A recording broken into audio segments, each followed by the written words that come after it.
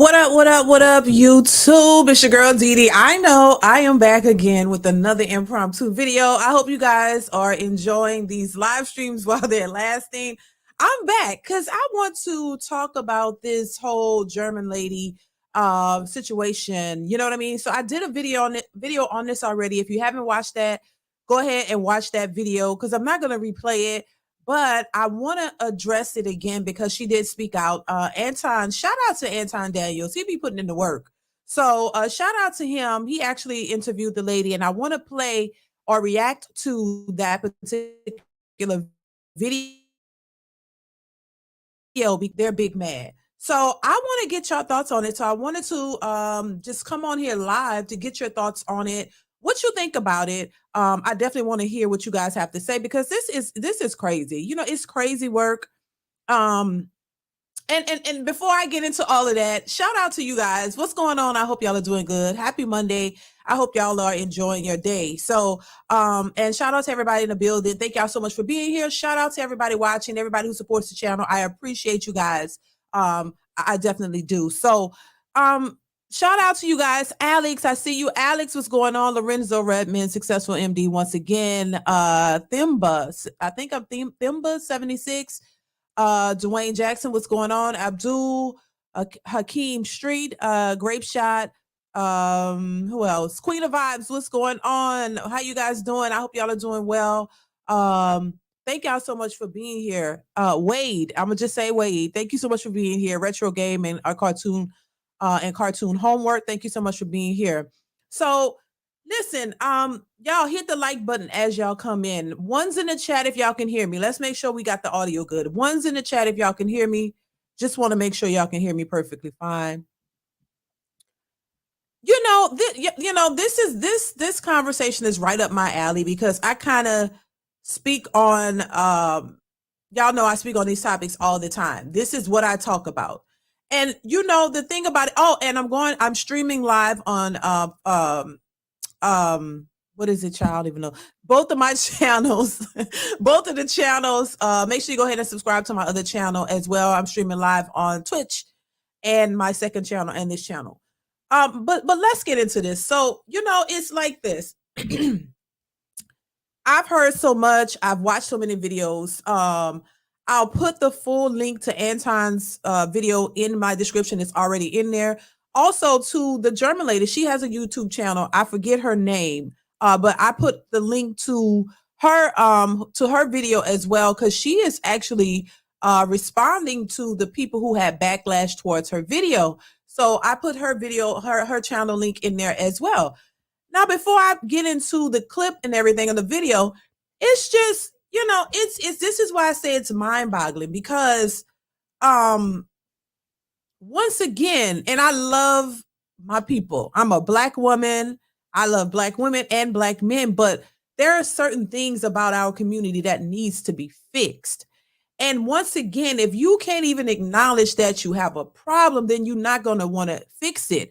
And you're not going to want, and look, I've been seeing videos of Black women who are big mad. I say big mad because like, who the hell does this woman think she is coming in our community? Why don't she just mind her business? Oh, are you a pick me? You know, that's the most popular one. Are you must be a pick me. Why are you minding our business over here? Mind your own. You're this, you're that. I mean, they came for this lady. But okay, what does it matter? Why does it matter because she's not in our community? Hell, I'm a Black woman, proud to be. And they come at me the same way. The same way. So it doesn't matter if you're Black, white, green, purple, yellow. If they don't like what you're saying, they're going to give you the same. They're gonna bash you. They say we're bashing them for telling them things that will help them, and because they don't want to hear it, oh, we're bashing. But then they turn around and actually bash people for having an opinion. And typically, it is the majority of the women, and I hate to say it, but it's the truth. The majority of the women who have backlash or have something to say or criticizing women who speak out are usually single. They're usually single combative women who do not have the experience of a good man. All they have is negative experiences with men. And because you've had negative experiences with men, all men are trash. And then when women who come out who have been successfully married for years, I've been married over damn near over 20 years, damn near 26 years. But that doesn't count for anything because they don't want to hear, oh, women who come out and say they have good marriages and good men, oh, you're an anomaly. What is it? What is it? You're not it's not typical for you to have a good black man because all of these women out here or you're a unicorn. Anton speaks on that as well, and I've heard it too on this platform where this because I'm a woman who agrees with the fact that you need to nurture your relationship or you need to meet a man halfway. The fact that you need to do things in order to have a successful relationship is not just based on the man being everything and you don't have to be anything. Women hate that, especially black women. They hate to hear it. So it doesn't matter if you're white, German, green, blue, purple. If they don't like your message, they're going to come for you. And I'm pretty sure every woman on this platform who agrees with where I'm coming from can tell you the same thing. Or we're pick-me's, we're mammies, and all this kind of stuff. They say this about us. So it doesn't matter if you're in the community, they still hate on you for having an opinion. And usually the opinions that are similar to mine are coming from women who've been married or been in successful relationships. So they don't want to hear from people who have the experience and are living what they say doesn't exist because see, it doesn't work to their narrative. So, it's just, what can you do? They've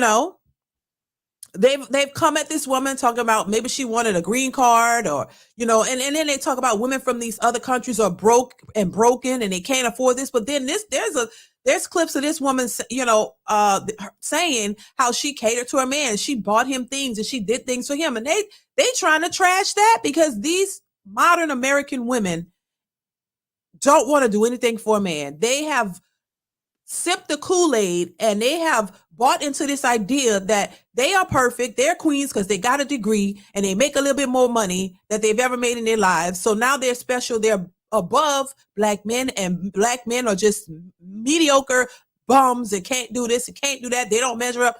They've equated a relationship or a good relationship to money and status and things that shouldn't be at the forefront of what you want from a good man.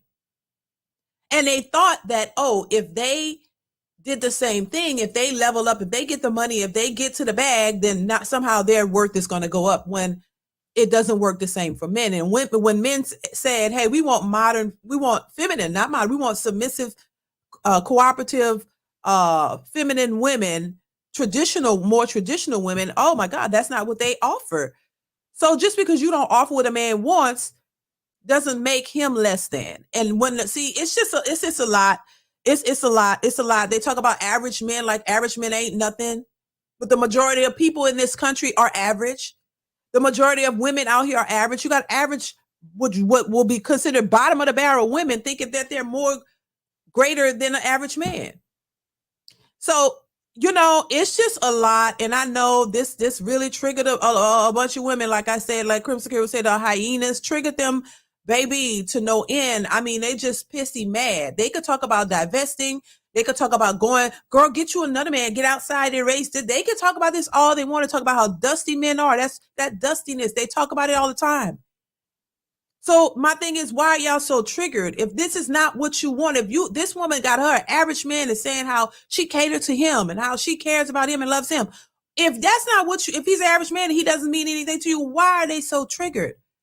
You don't want these average men. So why are you mad? I wouldn't be mad at something that I don't want. So let's get into shout out to Anton once again. I'll put Anton's full video in the description. Check it out. And I want to get your thoughts on it. But before we do, thank you so much for the super chat, Irvin Hunt. I appreciate you so much. Successful MD, thank you so much. Thank you for the super chat. It says they prefer Pookies and won't admit it. Straight up facts. Thank you once again, Successful MD, for the super chat. Shout out to Dwayne Jackson. Thank you for the super chat. It says black women started all this by picking a fight with the Filipinas. The Taiwanese and Latina. They got a chin check. Trying to use sign language has is backfiring, making these black men into sympathetic, what is that? Martyrs? Is that how you say that? Look, thank you for the super chat. Yeah, it's sad to see. It really is. Thank you once again, Dwayne. I appreciate you. It's sad to see. Nobody can say anything to black women. You can't they don't realize that it's was the very thing that's hindering them. It's the very thing that's hindering them. It's like, it's like chastising your child. Your child does something wrong and you notice it. You go over, you try to talk to them and tell them, hey, that's not what you're supposed to be doing. I taught you better than that, or whatever the case may be.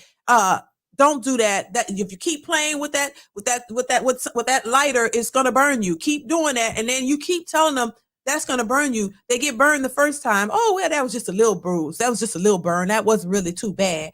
You keep and you keep saying, don't do it, don't do that. It's not gonna give you what you want. It's gonna do something to hurt you, and you keep doing it. It's because you're stubborn. You don't want to listen to any constructive criticism. You don't want to listen to anything that goes outside of what you believe, even if it's not working for you. Even if you're complaining about the problem, you don't want the answers for the solution.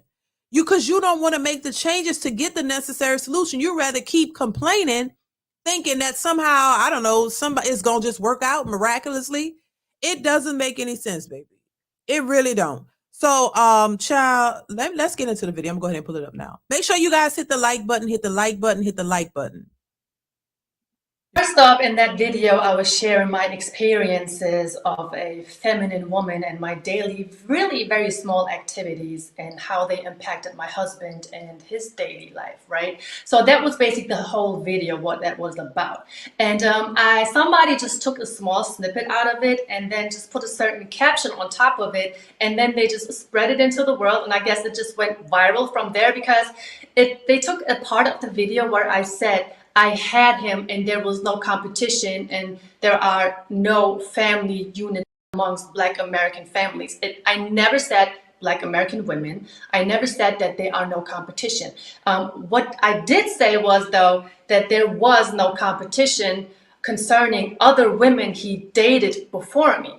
I never said whether if they were white. I never mentioned that they're Black or anything like that. So, but I just knew back then when I dated my then boyfriend that nobody has done those things for him that I was doing, because he was telling me about his ex-girlfriends and stuff like that, and I was just in that video sharing my experience. And yeah, it just went viral for all the wrong reasons. But as I stand here today, I will say that a traditional Turkish woman most definitely has no competition compared to the modern Western woman. And there is a lot going on in America. As I said, I lived there for 2 years. I have seen a lot of crap. And just looking inside of those households as a traditional Turkish woman, I was shocked. I was shocked at the fact how much disrespect an American man would have to take from a woman, how lazy some women are. Again, I'm not saying all women, but a lot of them, and how entitled some of them are. You know? Now, what she's saying is no, and I'm from America, I'm a Western woman. What she's saying is no different from what I've been saying on my channel. I'm from here, raised in a single mother household, and I agree with what she's saying because it's the truth. And a lot of it has come from my single mother. Let's be honest. This is, see, people don't want to be honest and they want to stick to their guns and what they believe, but they're not getting the outcomes that they want. You learn, this is learned and taught behavior. We are not taught, and we were not raised to be a submissive wife to any, because while majority of our mothers were not wives, they were single moms. They were not wives, the majority of them. So they didn't teach us how to be something they couldn't be.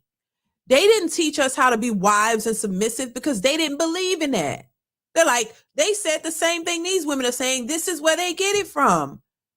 Your mothers and your grandmothers told you to not worry about a man. Go get your education. Focus on you. Have fun in your 20s. Go have fun, mean ride all the CCs you can. Have a good time screwing everybody. That's what that means. Go to college, get your education so you don't have to depend on a man, so that you can pay your own bills and you don't have to listen to a man. You don't have to depend on him. You don't need him for anything. That's what we were taught. That's what the majority of women in America in the West that's what we were mainly taught by mothers and fathers. Some of these fathers told their women that they want their daughters to be independent women as well. That's fine. But acknowledge that that's the way we were, majority of us were taught. So this is why a lot of us have this mentality. Be honest. That those women were not taught like that. So that's why they have a different perspective. That's just what it is. You shouldn't be mad. Just accept the fact that that's the facts. They were taught to be more submissive to men and cater to men and work with a man and, be good to a man that's good to them. We weren't taught that. We were taught the opposite. You don't need them. You can do bad by yourself. You don't need a man. You can go get your education so you can make your money and you can take care of yourself. And that's the way it is in this country. The majority of women don't need a man. That's what they say because that's what they were taught. They're working. They're becoming independent. They're becoming boss chicks and all that. Yes, you can do that. We're in modern society where women can work. You can get an education. You can level up like the way they say, right? Do it, which a lot of them are doing it. That's not do you. But when you have leveled up, you become successful financially. If you can pay your own rent and bills and you can, splurge on yourself and you can buy them $1,000 shoes and them $1,000 bags and you got a nice apartment and you drive your own car and you feeling good, feel good. But then see, the problem is a lot of women are confused and you're combative and you're not consistent. You want that, you get that. Now, guess what it is? You move the goalposts because now, guess what? You want something else. See, now that you've established yourself financially, you've listened to what your mothers and your grandmothers told you. You're established. You're doing good. You're taking care of yourself. Now you're complaining. I'm tired of taking care of myself. I just want a man. I don't want to do it all by myself, even though you can. Now you want something. Now you're complaining, saying it's too hard and these men are shit because they don't want to take care of us. You didn't want them to take care of you. You didn't want to depend on them. So now you're dependent on you, and now you don't like that outcome. So now you want a man, but now you're looking for a man, and now you're realizing that independent boss chick status that you were told to do, and then on top of that, kudos to you, you accomplished it. No shade to that. Being an accomplished woman, you're an accomplished woman. You've met all your goals. You're doing great. But you got to understand, at that same token, there's a sacrifice that comes with that. Usually these women, some of them don't have kids, some of them do, but they had a baby with somebody that didn't want the same things that they wanted, and so that didn't work out.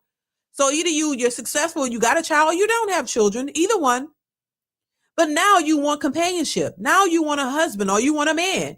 And not realizing that you more than likely sacrifice that man for all the things that your mother and your grandmothers told you to accomplish. You did it. You're a great woman. You were able to do it. But there's a consequence and a sacrifice that you make when you're focused solely on you. And there's nothing wrong with that if you understand the consequences associated with it. And far too often, a lot of women don't understand or think about the consequences associated with you focused on career-driven women. Ain't nothing wrong with it. But there are consequences that we must accept in any choice that we make. There are consequences associated with women who are married young. You're married young, you start your family young. Guess what? Your focus is going to be on your family, your husband, your children. That is going to be your life. So it goes the same way for that. You can't really focus on education, career first if you start your family first. So I can attest to that. Started a family young, married young, relatively young. Started a family. The focus was completely on the family, the children. You're at home, raising the family. Listen, that's a rewarding job in my opinion, but it's a lot of work. It's a lot of work. So you're committed and dedicated to that family. That's where all your focus is. You don't have time right away. Now, even in that with women, because I chose family first. Family, raising, because I wanted something different from what I've seen growing up. I didn't want to be a single mother. I didn't want to be by myself. I want to have a husband. I wanted to have a family. I wanted to do that so that, I can have a different outcome from what I seen from my mother, which thank God I had that. But there are also consequences with that too. You don't get this, get to focus on other things. You get to focus on that because that's what you chose. That's your priority. That's what you focus on. But guess what? Who told these women that it ends there? And look, I was young with small children. It was rough. It was rewarding because I get to be home with my kids. I don't have to worry about if somebody harming them or putting them in daycare and all these crazy things in the daycare system and all this stuff. I can be at home I could be at home raising my kids. My husband go to work, come home, and we're doing it together. But it was a lot of work. It got tiresome at times, but who said it was going to be easy? It's what you chose. So the consequences associated with that means you don't have a lot of free time to do a whole lot of things outside of your family. You got, because you're focused on it and that's what you want it to be. But guess what? The kids don't stay little forever. This is the part that a lot of women don't see. Your kids don't stay little forever. They grow up, they get older, they can, they don't stay babies long.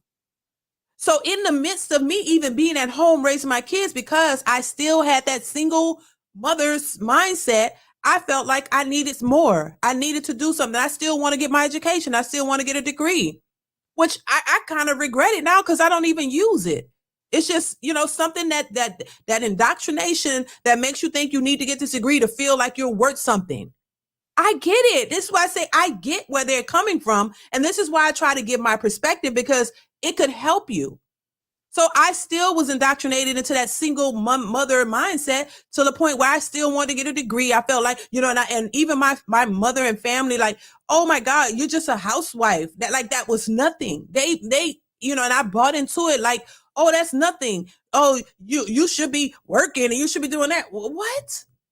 It's the indoctrination from your own family that tells you you shouldn't want to be home raising your kids because that's not a fulfilling job, and that's not something that's worth anything. You being at home, oh, you got to go get a degree and you got to work to feel like you're somebody. So I had that too. So I wanted to get a degree. Guess what? Husband had no problem with it. You want to do that? Okay. Didn't have a problem with it, but it was something I needed to do for myself because I come from a toxic background with a single mother who looked at that as something that was probably worth more, or it could have been me thinking that it was worth more than what I was doing. So I had to go prove to myself that I'm worthy, that I could do something else, other than this. But while still being at home raising my children, I still was able to get a degree, which now I regret doing it because I don't, money spent for nothing. I didn't even need it, didn't even use it. But it was something in my head telling me, oh, I need to do that to feel like I'm worth something. Because just being a housewife isn't it. So I understand the indoctrination. I understand it.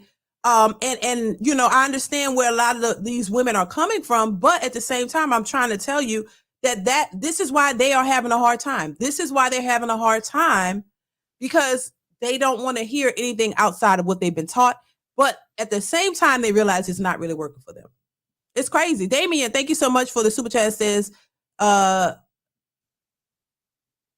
the D to the D. How are you? How are you, Damien? I appreciate you. Thank you for the super chat. Thank you so much for being here.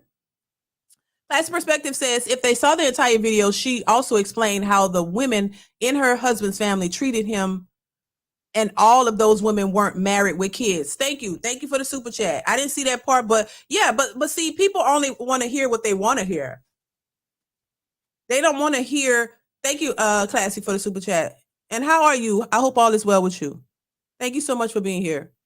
They don't want to hear everything. They only hear what they want to hear, and that's it, and run with it. But the mentality, see, this is the thing, the mentality with the mindset of our women is just warped. They want somebody to conform to their lifestyle. They want men to conform to them and do what they want them to do, even though it's not working for them. What man is going to do that? Y'all make sure y'all are hitting the like button, hit the like button, and support the channel, you guys, via Super Chat or Cash App. It definitely helps the channel out. Thank you guys so much. Divine Photos, thank you for the Super Chat, says, even the son husbands are running away from sisters and their own mothers to date other races because of the rhetoric sisters speak on brothers. Amen to that. Thank you once again, Divine Photos, for that super chat. You're exactly right. They don't want to deal with these women because they've seen it in their mothers. They've seen it in their mothers. They've seen how their mothers acted, and they want to run completely away from that because they don't want it. And I'm like, the hyenas or the sisterhood or whatever you want to call them are mad at other women for speaking out. But you need to be mad at yourself, and you need to be mad at your mothers and your grandmothers who taught you this. And that's the reason why you're stuck now. Be mad at them because they the one told you all of this foolishness that's got you single now. Marriage, politics, and sports. What's going on? How are you? Speak on it, DeeDee. Thank you. I appreciate you. Thank you so much. How are you? How you been? Thank you so much for being here. Thank you for the super chat. It's crazy, but let's get back to the video. You know, it was just a shocker to me, and that's why I started talking about. What's the culture like where you're at? Like, whereas, let's just say, for example, our norms here, and I'm gonna just be absolutely honest. In this culture, of course, it's not everybody, but it is pretty liberal nowadays. I think that it's shifting a little bit more, and that we kind of celebrate having a child regardless of whether or not they're having a child within wedlock or outside of wedlock. They kind of championing feminism a lot more, even more than ever before, and that they kind of advocate for independent women or not being interdependent on a man. I think that divorces, men in general, but black men also, they want to get married, but they're not necessarily going into marriage because they don't think that it's a fair deal.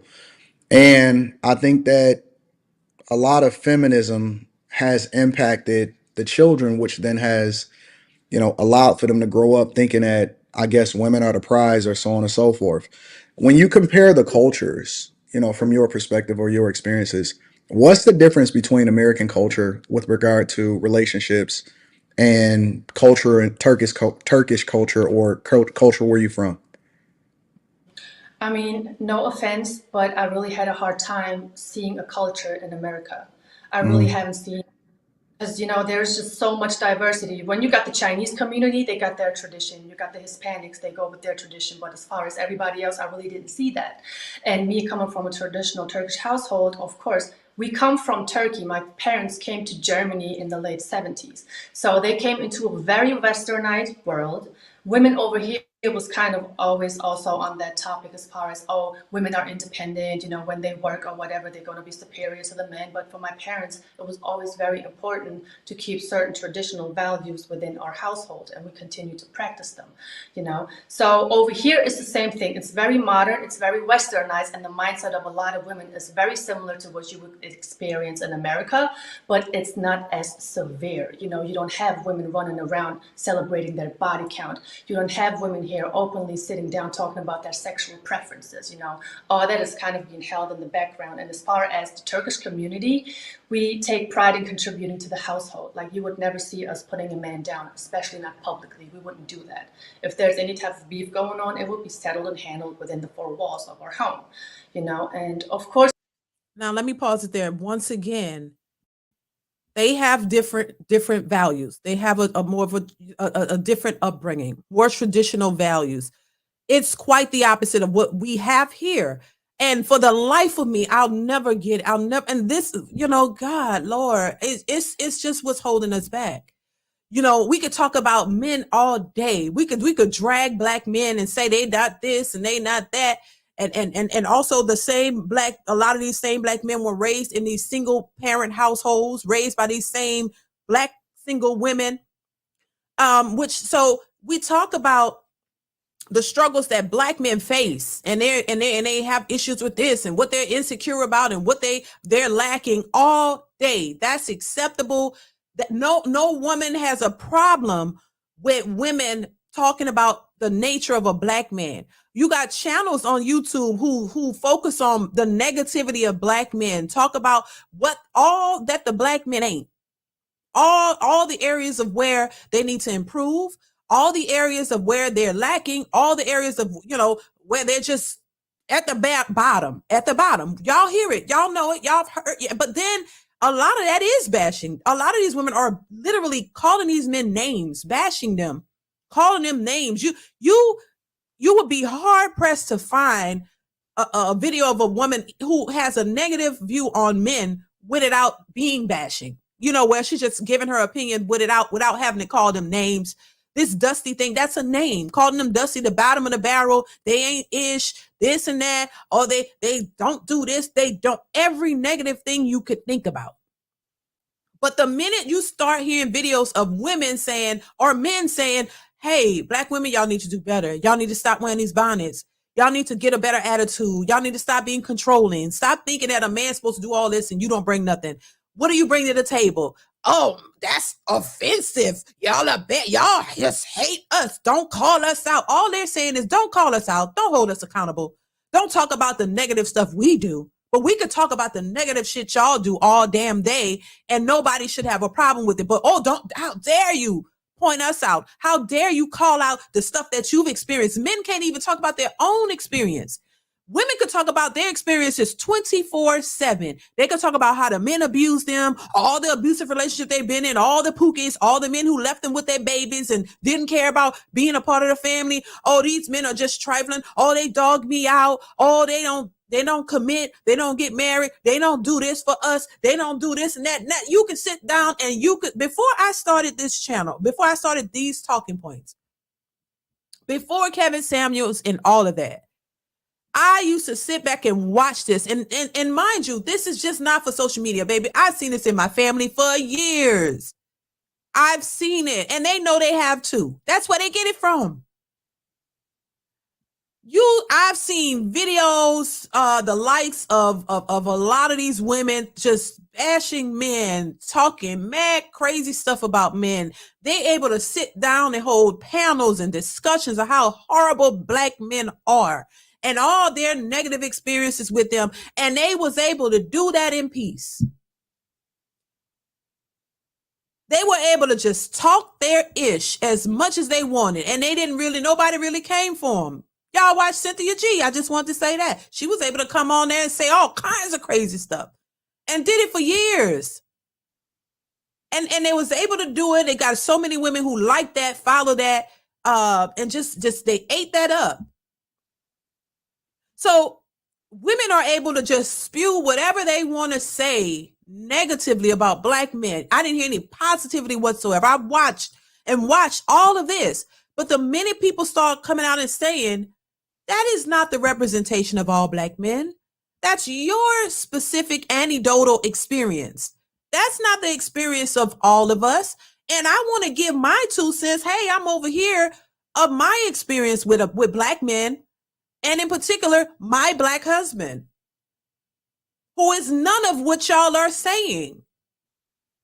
And I'm not the only one. This is why now there's a call for Black women who have good Black men, who has a difference of opinion of majority of what these women are saying.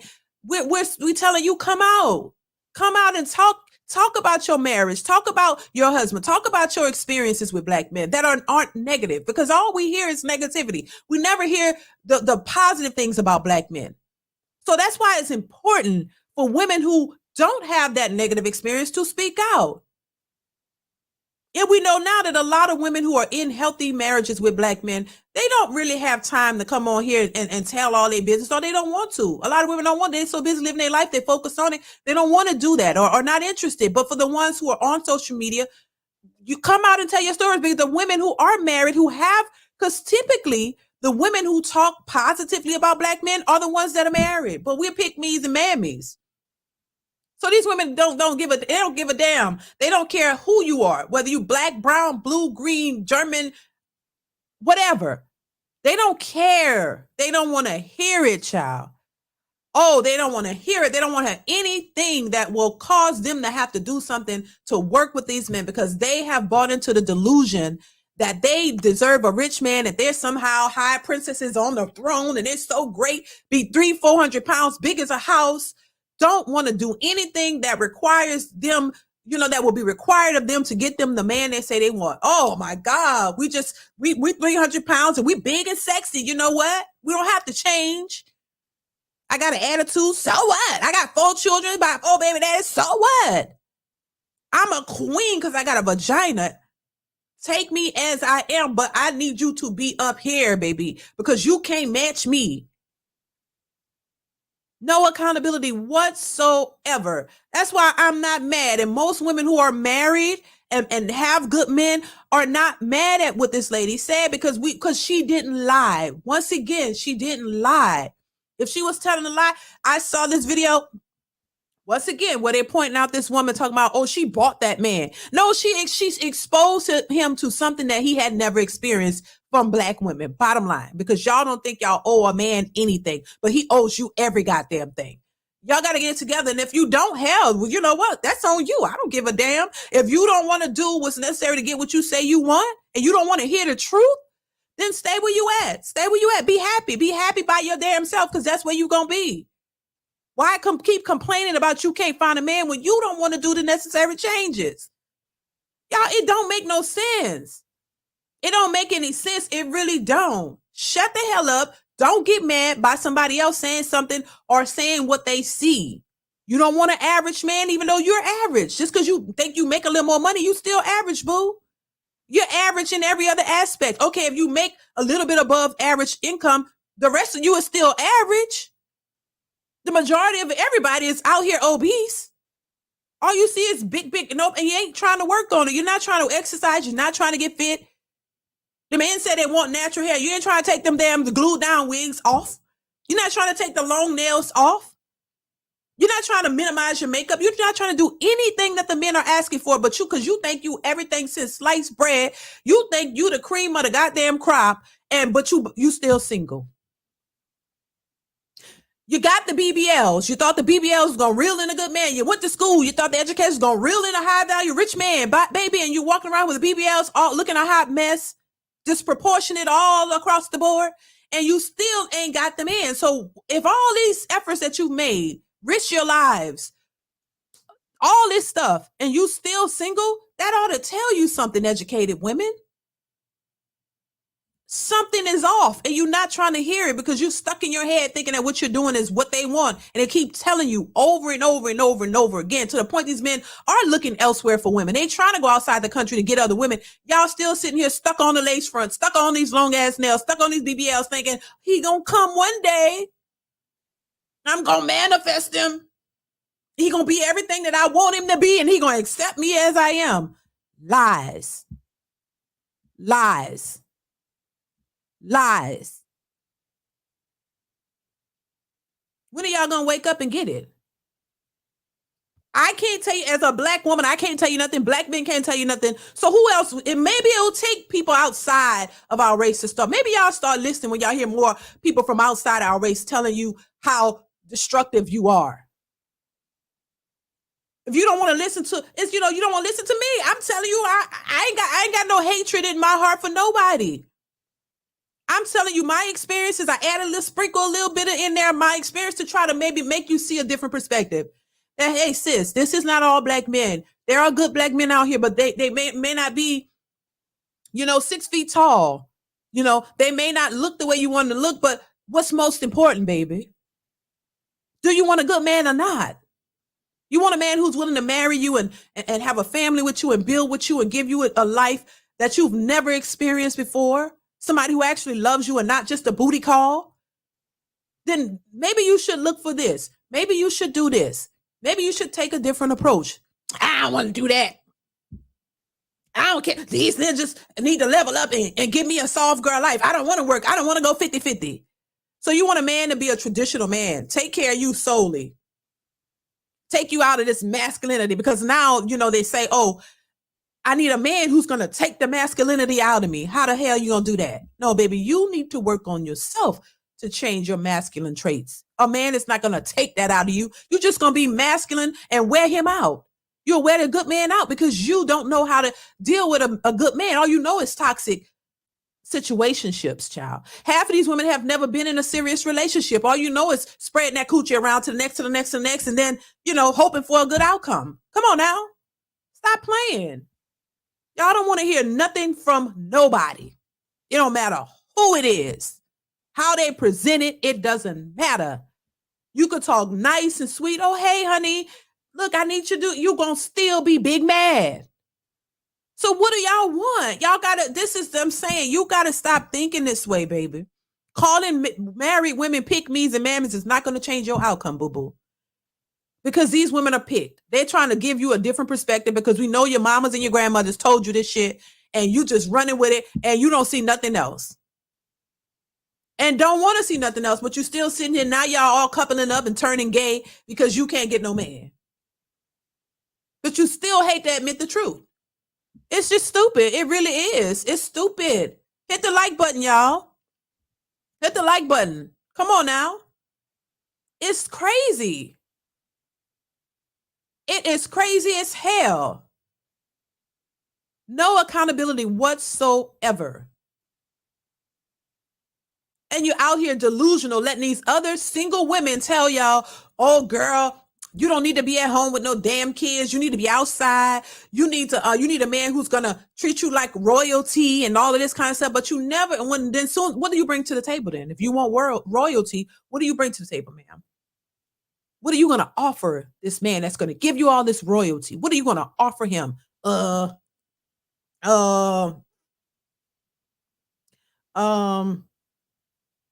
it is. That's what you're going to offer him? You going to offer him a BBL? What you going to offer him? What you bring to the table, honey? Honey, what are you going to bring to this man? Crickets. Your body. That's not enough. So, listen, once again, child, these women don't want to hear from nobody. Nobody. It don't matter who you are. They don't want to hear from me, y'all. They don't want to hear from nobody. They just want you to leave them alone in peace, with them just going out, creating broken homes, becoming single mothers on purpose, out here just doing what they doing, and then cry. They want you to watch them, crash the plane. They want you to watch it. They want to watch you smear men, black men, trash them. Then they want you to come talk up. They want to be able to talk about how jacked up their lives are. They want you to watch how single motherhood is wearing them out, how they don't want they're tired of their children. They want you to sit and watch this. When we say, hey, it's better to marry than carry and marry, get married and create your family, go for a man that wants what you want and not just for what he looks like and how good he can pump, what's the word? I don't even know how good he can bang you down or sex you down. Stop looking for a man just for physical attraction and look at other qualities that he has. But you don't want to hear that, but then you're going to do what you want, right? Let y'all have it. Do what y'all want. Look at the black community. There's no community. The women had access to do what they want. Go ahead, live your best life, do all that you want to do. And now look, now they were able to do what they want, choose the way they want, and look at the state of our community now. We have a single mother epidemic because they were empowered to go out, sleep with who you want, girl. That's you. You ain't nothing wrong with that. And then you become single mothers, you got the babies, now they all crying, which I got a video on that coming soon. All these single mothers crying, talking about, it's hard. I love my kids, but I'm tired and I don't want to do and this and that, complaining and crying. But that's what you chose to do. So leave it up to the women to make the choices. No man in sight. Because men are just trash and dusters. But y'all got to take the lead. And they've taken the lead. And look, there's no community anymore.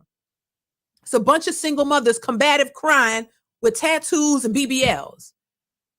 So y'all out here, you chose, you did it. Now you're complaining. Oh, it's so hard. I don't know what to do. And I should have done differently. And I should have did this. And I should have did that. Well, you didn't want to listen. You don't want to listen. So you're left to your own devices to do whatever you want. And now look, it's all a hot mess. But it's still not your fault. You still have no accountability and that's still somebody else's fault. Make that make sense. So you were left to choose, you chose. You took the lead, you did it. You led yourself into the dirt. Now you're complaining. Now you're saying somebody needs to take you out of that dirt. Now somebody needs to come and rescue you and give you the soft life after you chose the wrong way. How does that make sense? Why? That is insane to me. That is crazy. That's like, once again, it's like you telling your child, don't do that. Don't do that. And they do it. And they keep doing it. And then when they, burn themselves, I told you not to do that. But now you crying, I wish I never did. Now, you still don't learn. It is insanity to me. Alistair, thank you for the super chat. Says some black women would speak highly of their white husband, even if they're struggling, but speak negative towards black husband and their black husband and divorce him. To me, black women who think like this are white supremacists. Thank you for the super chat, Alistair. You're correct. I did a video on that. How look, you don't have to, black women are the new white supremacists. They're the ones who are standing in the gap to do that dirty job. And they don't even recognize it or realize it. Thank you for the super chat, Alistair. I appreciate you. Single by choices. Thank you for the super chat. I appreciate you guys. Salute, DeeDee. Glad to see you back. Keep cooking, sister. Hit the like button and support the channel. Thank y'all so much. I appreciate you. Thank you once again. I appreciate y'all. Y'all know I love y'all channel. I love what y'all do. So thank you once again. I appreciate you. Yeah, I mean, it's crazy. Yeah, it is. I forgot what I was about to say. It's just insanity. It really is. It really is. You don't need anybody else to do the dirty work for you, because black women are out here doing it. They're doing it, complaining about it, continuing the negativity, but still complaining about not getting what they want, but still not taking any accountability for their part in all of this. They have no part in it. It's all the black man.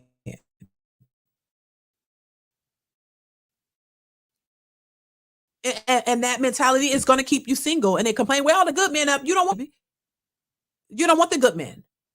You're not choosing the good men, and you're complaining about your choices and the outcomes of your choices. It's your choices that are yielding you the outcomes that you're getting. And then when somebody else who speaks on positive images of black men, y'all mad. Well, you haven't experienced, yeah, okay, no, I haven't experienced a Pookie. I haven't experienced a man who did me dirty. No, because that's not what I chose. And that's not who I attracted. And that's not what I wanted. So even if I came across a Pookie or whatever, he didn't get much of my time, because I recognized what type of time he was on. See, a lot of these women have all of this intuition and all these things, and they seem to know all this other stuff. But when it comes to choosing the right man, you somehow that goes out the window. Because you're looking at men for the wrong reasons and for the wrong things. How fine he is and how he can lay that pipe and all this kind of stuff. And that's so you choose that, and that's what you get out of it. Don't get mad at women who didn't choose men for those reasons. Don't get mad at women who chose men for other qualities that they have, and they're ended up married in long marriages and living their best life. Don't get mad at them. And don't come for all black men, because you didn't choose the right man, because you're stuck on a type, a preference that doesn't value you. You stuck on a type that doesn't bring you any purpose. You're stuck on a type that doesn't benefit you. This is why I said this type stuff is a mess, because your type is the type that is keeping you single. Your type is why you are a single mother. Your type is the type that don't want you. Anytime we watch a video where a woman says, the type of dude I like don't really like me, but you got a baby by him. The type of dude I want don't really want me. He wants somebody else. And the ones that, if you can say that, clearly that you stuck on a type that don't want you, and then you get to become a statistic out of it, and you're okay with that, but you're not okay with it. So then you crying and mad and bitter because you like a man who don't like you, and that's your type, but you don't want to change your type or change your mentality, and don't understand that why you have that type is as a part of conditioning, that you're conditioned. You're programmed to be stuck on things that don't benefit you and doesn't produce long-term successful relationships. This is why a lot of these women can't get married or don't understand a good man, or talk about a good man is boring, because you're not programmed to know what a good man is and what it takes to get him and keep him and build with him. It's dumb. Adrian Smith says, black women, you aren't the problem. Black women, you aren't the problem. Thank you for the super chat. I appreciate you. B-Man TV says choice, picked and desired. These people picked what they are. Right. That whole saying, you attract what you are. It's true. Thank you so much for the super chat, B-Man TV. Thank you so much once again. Yeah, I mean, look, you pick sometimes a lot of times women pick what they are attracted to, but the men that they are attracted to aren't the men who want long-term successful relationships. This is why women say, hey, this is why they say, look, that's why they say the men that I'm attracted to don't want me, because you're attracted to a certain type, and that type is not beneficial for long-term success. They don't want marriage. They don't want to be with just you. They got baby mamas all across town, and these are the types of men that these women speak to. These are the types of men that these women complain about. If they could get Pookie, a guy who they are really attracted to and really like him and everything, this is why they'll do for them. This is why they don't have to have the high expectations. This is why they don't have to level up and do all this. This is why they give babies to those guys. And these guys aren't paying child support. They're not in their lives. They just could knock you up and run off. We've seen this over and over and over. But that's who you attract to. That's who you give babies to. That's who you give your time to. That's who you give your resources to, because he don't want you. And then you complaining about them. You're not complaining about the good man who actually want a family and want to be married and want all of this. You're complaining about him because that's not who you're dealing with. You're giving all this to the man who don't want you. But you're giving everything to him, and then you're sitting around crying, oh, they ain't ish, they ain't this. No, you're talking to those Pookies. You're not talking to the majority of productive Black men who are married and want to be married and want children, want a wife. You're not talking to them. So we got to distinguish the difference, because you can't put all Black men in just one group, because that is not a representation of all Black men. Baby, listen, let's get back to the video. Here we go. You have families where the woman make more money than the man and have her degree, and maybe he doesn't. And all that is being left at the door the moment they come inside. So the respect is always towards the man of the household. But I haven't really experienced that in America when I was there. It was You kind of, I think, touched a nerve, but then at the same time, I think that you were able to back it up a lot more because you married. And you've been married. I'm not sure exactly how long have you been married. 15 years. Wow. So you've been married for 15 years. Okay. Yeah. So you've been married 15 years, and it's to a Black guy, right? Yes. All right. Now let's just think about that. That backs up what I said. Usually the women who understand the dynamics of a relationship and what that is not one-sided, that men shouldn't just cater to you, but you should give something. It should be reciprocal. Usually are women who've been married for a long time. That's just what it is. Come on now. Usually the women who have a problem with what this woman is saying, what I say, and what many others say, are single. That ought to tell you something. You're single because you don't know how to be with any man. You don't know what it takes to be in a solid, stable relationship, because it's all about you. If you're continuing to be a selfish and of a selfish mindset, it's going to yield you single. No man wants to be in a relationship with a woman who doesn't know how to work with him. Meet him halfway. Like, come on, it's not that damn hard.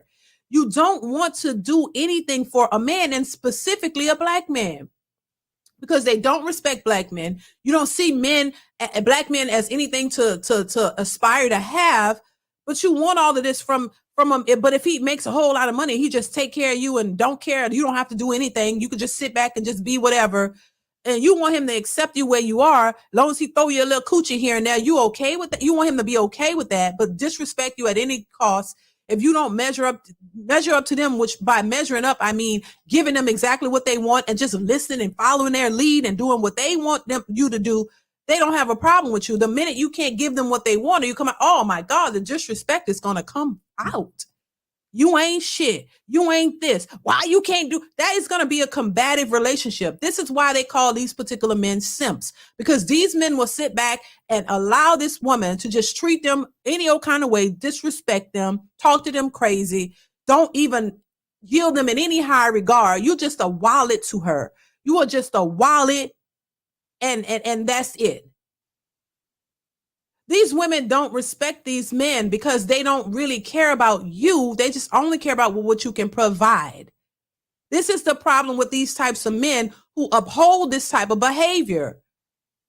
And we see it all the time. A lot of these men who have dealt with these kind of women, they know the relationships don't last, because she gonna leave you.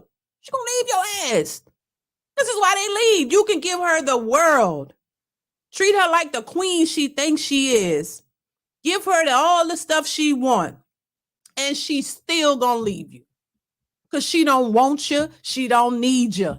And the minute you can't give her what she wants, she gonna have a fit. She gonna clown your ass. She gonna make you feel stupid. So this is to the men who think that there's nothing wrong with these women and their attitudes.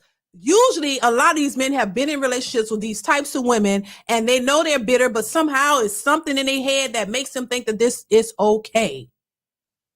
And this is why these women continue to do it, because there are men who still uphold this type of behavior. There's no reason why you should be in a relationship with a woman who is not reciprocating what you are doing for her.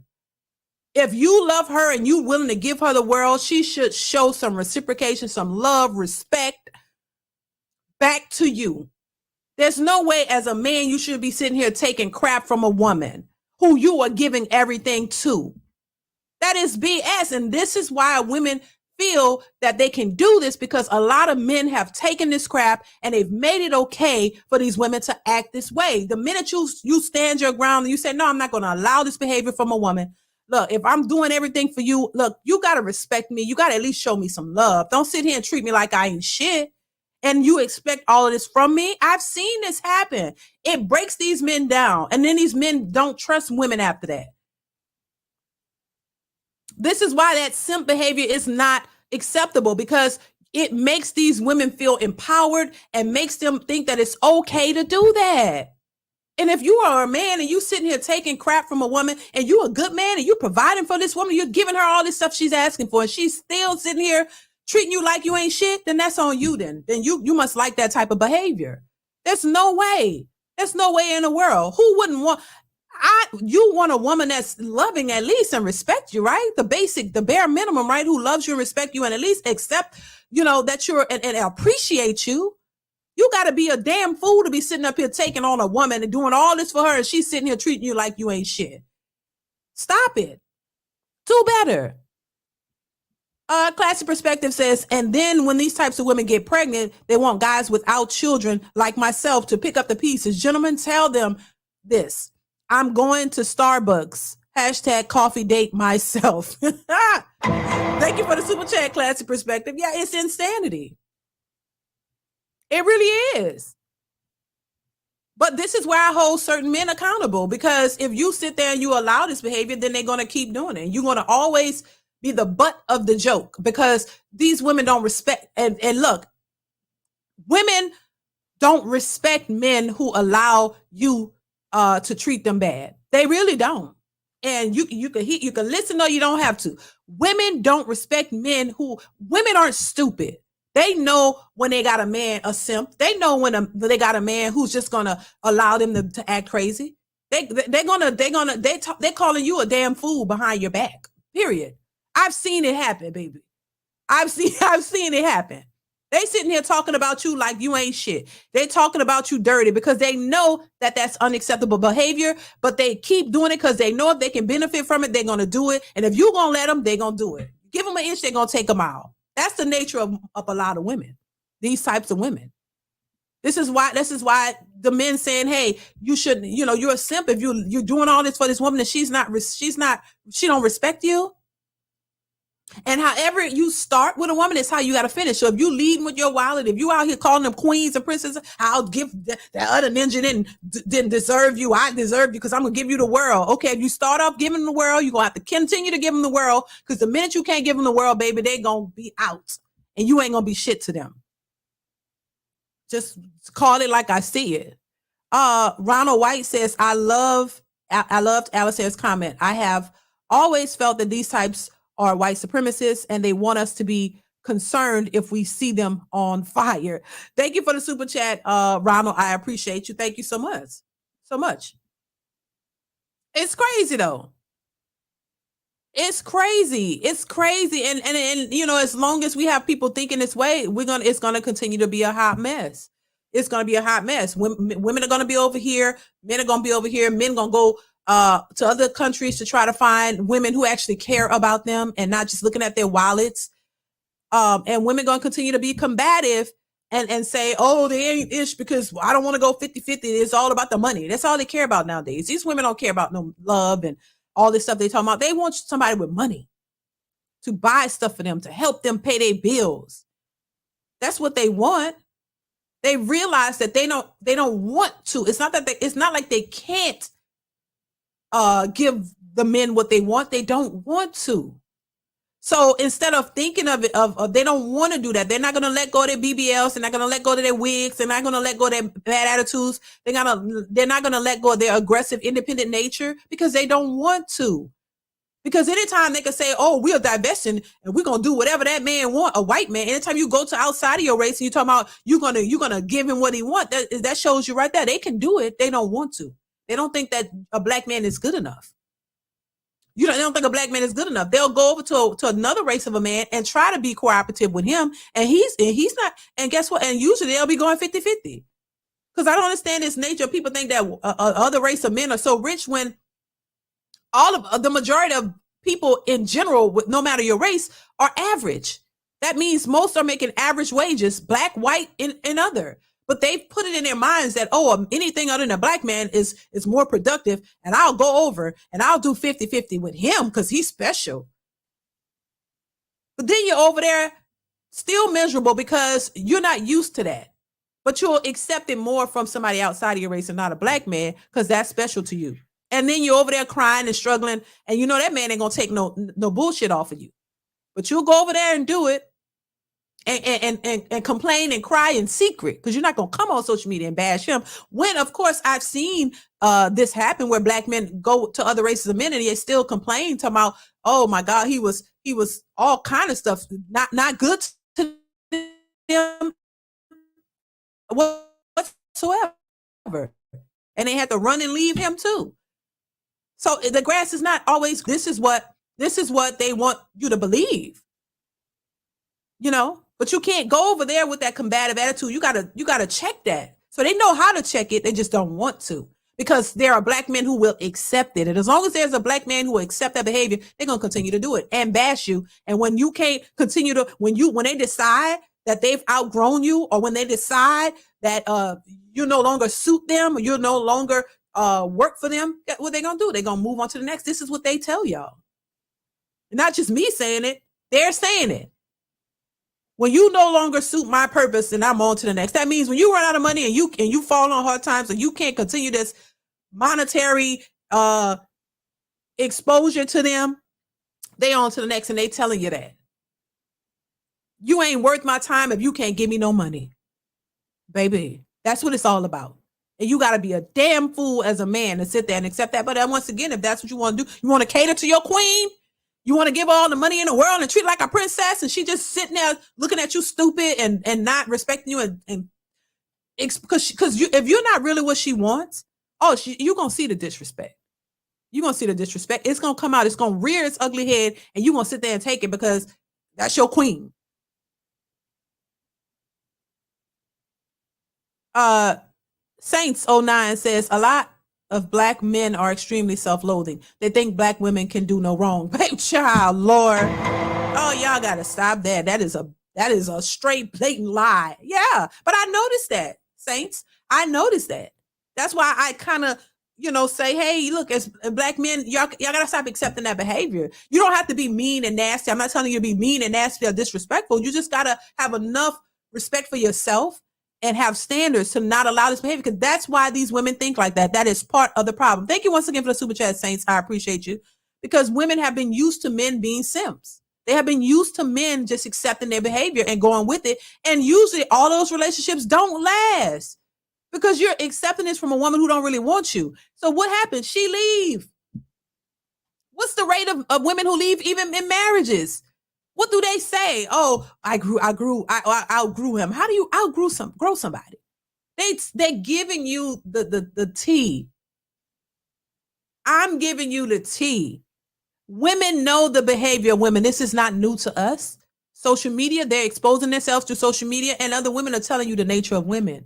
It's some of these men who don't get it. That's the part that blew me by being on this social media platform.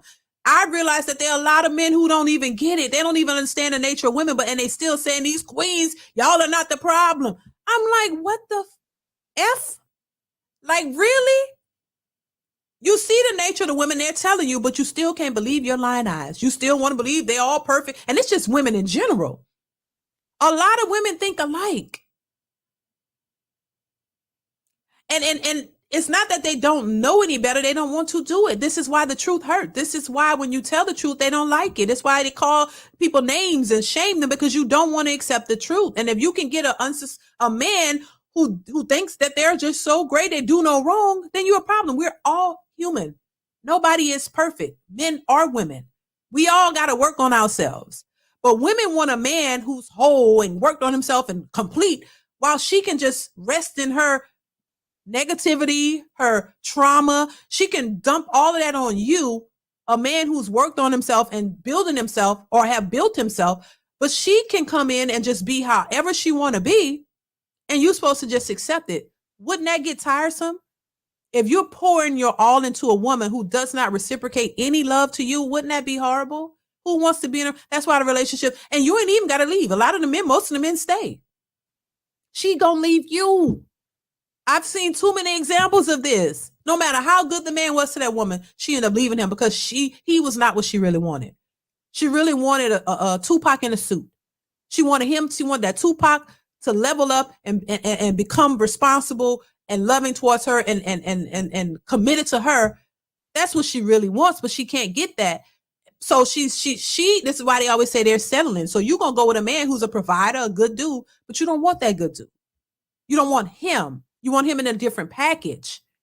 And so what happens? She tells on herself. She used you till she can't use you no more. And then she get the hell on and go back to what she wanted, what she always wanted. This is the whole reason why we talk about Tia Mowry, because she had a good man. Now she's out here talking about, hey, I missed out on some things when I'm in my 20s because I was married. I didn't experience. What did you not experience? Going out and trying different men?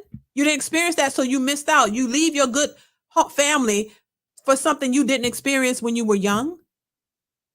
Meaning you missed out on being a 304. So now in your 40s, you want to go out and do that. There's no excuse for that, baby. You need therapy.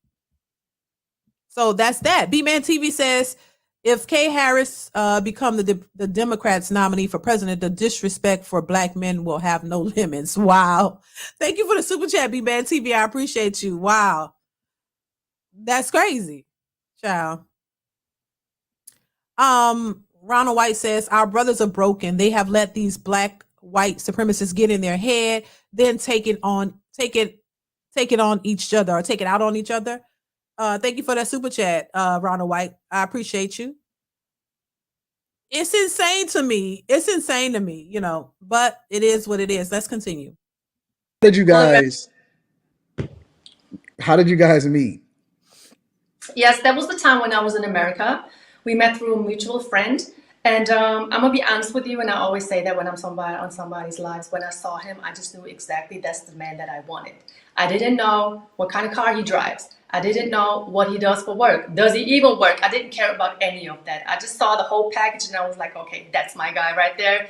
I knew right then and there. And I was 18 at the time, so I was in my prime, right? And when I was in America, I really wasn't my looks, but the confirmation I got from all men it was crazy. But all of that didn't matter. So I was not trying to be in the streets or anything like that. So I got introduced to my husband, and I just knew that I had to, put all of my talents on display as far as being feminine and, doing all of these things for him, even at the age of 18, because I knew that's the guy that I want to spend the rest of my life with. And I guess it worked. So, okay, so that's pretty awesome, because that adds additional context, to the conversation. All right, so let me ask you another question, and then I want to deep dive back into the current, because I want to kind of, address a lot of the pushback that you've been getting, right? So you met him when you was 18, and you decided that that's the guy that you wanted to be with. How did you guys end up back in Germany? Mm-hmm. So, of course, I came back to Germany at some point. I came back from America to Germany, and it was a long distance relationship for about a year. And then I invited him over here to Germany, and that was his first flight overseas. And I wanted to show him that I appreciate him even taking the step, leaving his country, coming to see me. So what I basically did, which a lot of women don't like also, I showed him around. I chauffeured him around. He didn't have to pay for anything. I made sure I show him everything about my country, like all of the tourist attraction and all of that, introduce him to my family, try to make him as comfortable as possible, because my goal was trying to bring that man over here because I wasn't ready to live in America, you know? So I was like, okay, I got to make sure I'm going to impress this man. And he loved it. He loved the experience, had to obviously go back to America for a bit before he actually came to Germany to live here. That's how he ended up in Germany. Oh, now let me just chime in. And that is part of the conversation. This is where a lot of Black women was loathing. They were like, oh my God, this is what she did. She took this average man and she bought him. Oh my God, she did something for the man that she wanted. It's because that's not what the agenda is here. These women don't expect to do anything for them. They don't want to compete. They don't want to do what's necessary to get that. That's where the pick me comes in. Oh, you're a pick me. Where if you want to get picked, don't you have to show interest in the person that you want? No, but here we're not taught that. We're taught sit back. That man gonna come to you and you just, oh, when he try to show interest, or if he call you, what we've been taught over the years, it doesn't work. Oh, when he call you, don't answer on the first ring, or don't answer. Let it ring 3 times. Let him be obsessed with you. Let him, do everything to get you. So he has to do everything to get you. You got to play hard to get. This is what we were taught growing up. You got to play hard to get. Let him do all of this to pursue you.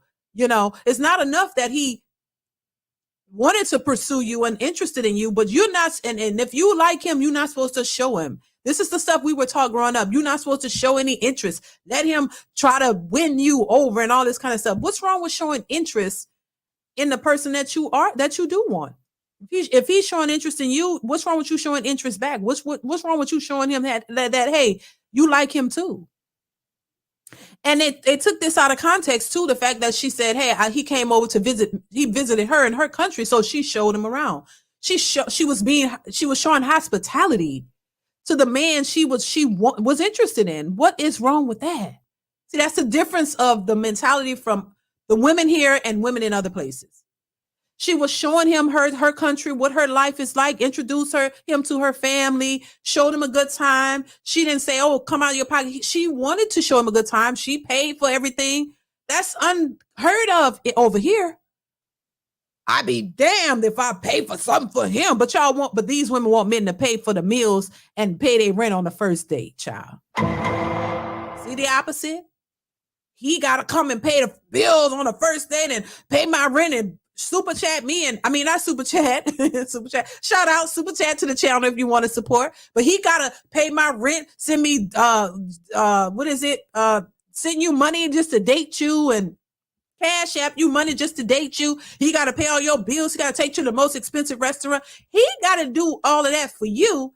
But women in these other countries are more, show their hospitality towards the man, showing you a good time. You coming over here to see me?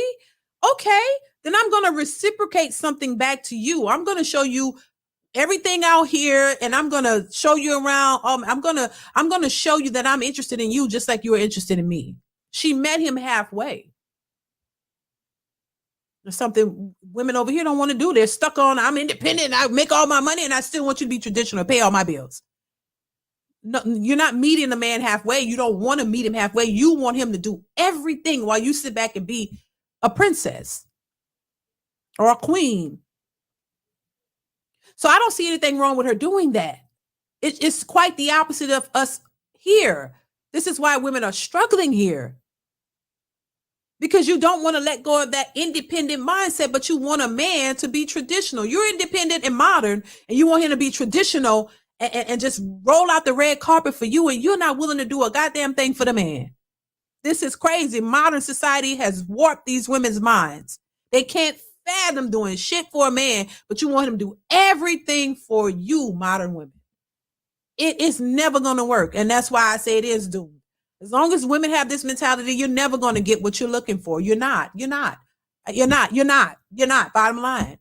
You're coming out the gate with this independent mindset, but you want companionship. You want a relationship. Relationships are not about I. It's a group. It's a team effort. You have to work together. You can't be independently in a relationship. It's not going to work. And that's why it's not working. Let's continue. How many I'm gonna jump back and forth because I like to kind of Mhm. do it on that interview style. When you look at the amount of feedback that you've gotten as a result of this clip now going viral, when you compare how much negative feedback that you've gotten versus how much positive feedback that you've gotten, what would you say the ratio is? Is it 50-50? Is it 75-25, one way or the other? What do you say? What do you think that the ratio of negative or positive feedback is to your viral comment? Are you going to divide it between men and women? Nope. We're not gonna divide it. Not yet. Not yet. Okay, well then I would say it's most definitely 60% of positivity and 40% negativity. Okay, so when you then divide it between men and women, what do you think that it is? 80% negativity from women, most definitely, and then 20% positivity, I guess. Why do you think that Like, that is? Why do you think that women have reacted so strongly and coming out against you and not liking what was said in the video? I believe it's, for one, the caption of the video that got them upset because they really didn't listen to what I said. I never said what the caption said to begin with. And then they don't like to see that somebody outside of America treats an average black man good and talks about it and speaks about it. When I'm really just trying to, set an example for how a woman can use her true femininity, to be a better person herself and be better for the man that she's with or she wants to be with. They just don't like that. If I would have made a video about how trashy he is, how he's like this, how he's like that, maybe they would have liked that a lot more. But Yeah, that's true. And I say from experience, I agree with her. As long as the videos that bash men, just bash men in general, they get lots of views. Women can relate to that. They love to see you bashing especially a black man. But when you even talk about your positive, oh my God, you get the hate. You get the hate. I don't understand that. It's like every black woman experience is not the same, which tells you that every black man is not the same, just like every black woman is not the same. If you can't give your positive experiences with a black man, it shows that there's a narrative that these women want to focus on. You don't want to focus on positive experiences with black men because you want to push the narrative that all black men ain't shit. Now, if I was to see, and that's something, and you don't hear people. Now, if I was sitting here saying all black women ain't shit, ooh, child, oh my God. Oh, they would come for me. But I can't even sit here, and I wouldn't even sit here and, because listen, we got to understand that this goes both ways. I would never sit here and say that all black women ain't shit because I know that's not truth. And the truth, and I'm a black woman. But we also got to understand we can't sit here and say that all black men ain't shit because I also know that that's not the truth because I have a good black man and I know a lot of women who have good black men. The majority of women who I know with black men are married. That's why. Because they married, the black men out there married the good black women. The black women who want to focus on the negative aspect of black men are the ones who are single and want to keep pushing that narrative because they don't want to accept that, hey, they have to play a part in this or that you do play a part. They don't want to accept their own issues. They want to keep projecting it onto black men. And that's where you fall short. That's where a lot of them fall short. They don't want to get out of their ways and they want to stick to what they believe and want to believe that, oh, all the black men are the problem. And that's why you can't get anywhere. That's why you can't get anywhere because you don't want to open your mind and understand that this is not all black men, baby. And that black women definitely contribute to the downfall of the black community because you don't want to change. You don't want to hear nothing. You want to keep blaming somebody else. You don't want to do the work. Relationships are not easy, but you don't want to do the work. You want the man to do all the work and you do nothing. That's the problem. That's why it's not going to work. Keep blaming a man for being horrible when a lot of these women have not even come across or can even attract the good men that are out there. If you can't attract the man that is a good man is because you have some issues within yourself. And if you don't want to do things to better yourself, you're going to keep attracting the men that you complain about and then turn around and say all black men are like that. No. And the black women who are attracting the good black men are usually married to them. Oh, but you're married. You're a pick me. You don't know shit. You don't know what you're talking about. That lady been married 15 years. I've been married damn near 26 years. Oh, but these women, we don't know shit. We don't know nothing about relationships. Oh no, child. You know, you talking about 50-50 or going or meeting a man halfway. Oh my God. Oh no, I'm never doing that. So you're gonna always be single. I'm never gonna meet a man halfway. He needs to be up here when you're here. Your education don't put you up here. The qualities that you have to attract a man that's worth something is where you need to, you don't qualify. And until our women understand that, you're going to keep attracting the pookies and you're going to continue to have issues with men. You shouldn't get mad. You should take something from it, learn something from it. Successful MD says national femininity versus conditional fake femininity. Natural femininity versus conditional fake femininity. And that conditional fake femininity will lose all the time. That's why you're no competition, because you don't want to compete for a man. You hear women say it all. Thank you for the super chat, Successful MD. Most women don't want to compete for a man. They want him to just automatically come to them. And if he does, then you're giving him pushback. You're not really giving him what he wants because you don't believe or feel you have to. That's the thing. A lot of our women don't want to do anything. You think the man owes you something. As long as you continue to think that, it's going to be an issue. Saints09 says, I don't know. The messages that I see in the chat always remind me to never take pro-blacks serious. They use white supremacists talking points about black men. Thank you so much for the super chat. I appreciate you.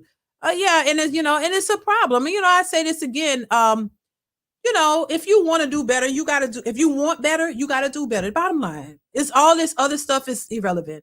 If you want better, you got to do better. We understand that if you want to get a better education or you want a better job, or if you want to do better in life, maybe you need to go to college. You need to put things in place to better your livelihood. They understand it that way. But when it comes to a man, oh no, especially a black man, oh no, he gonna do what I want. And that's that. My 2 cents. Thank you for the super chat. I appreciate you. Says, in support of a successfully enduring black family, DeeDee and family, fellas, we got to do something, whether it be foreign or domestic, but it's looking more like the former. Thank you so much for the super chat. My 2 cents. I appreciate you for the generous super chat. Thank you. Thank you. Thank you. Right. And it's just, thank you once again. We got to do better as a whole. I'm never saying all black men are on point. No, there's some ninjas out there that need to get it together. Period. There are some men that got to do better. We say they make it known. Men have always been held to the fire. I've always heard men need to do better. They need to do this. Growing up, I've never heard the women say, we down bad. We do some messed up stuff. We need to get it together. I've never heard that to this day.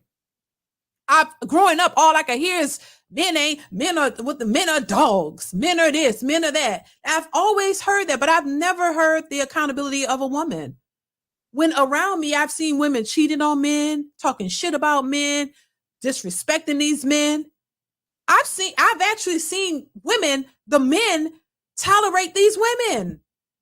I've seen this. The men are sitting back like they were scared of women. Sitting back, tolerating the disrespect from women, just taking it.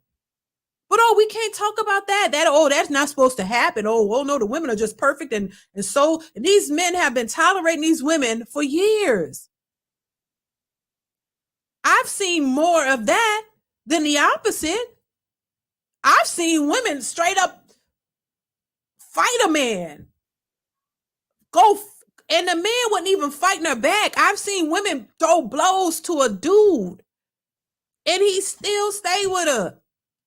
People talk about domestic violence. What? I've seen women beat the hell out of men.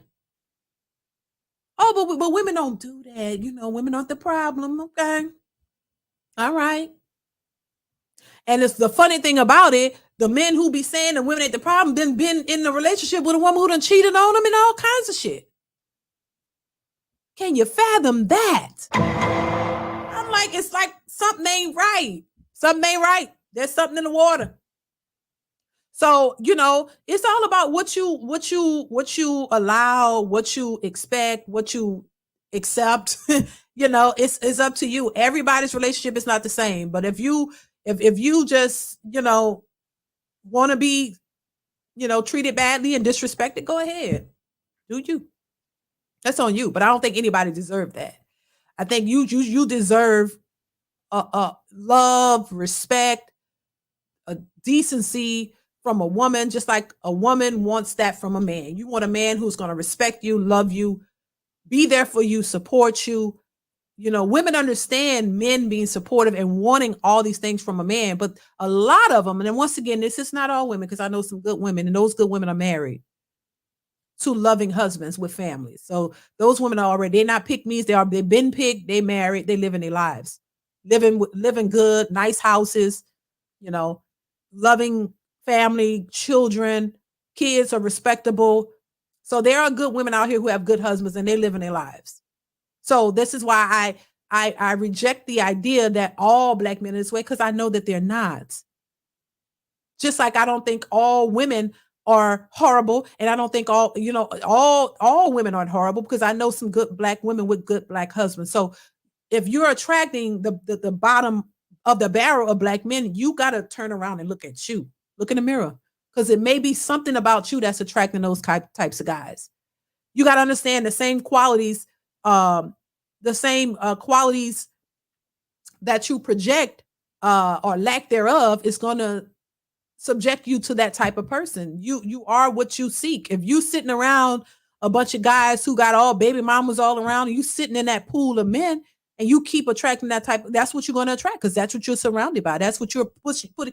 But if you go outside of that or change something about you, then you'll start to attract the good men out here looking for good women. But if you constantly remain the same and don't change your environment, don't change yourself, don't change how you think, don't change your whole image, then you're going to continuously get that type of guys. And if that's what you want, if that's what you're attracted to, that's what you're going to get.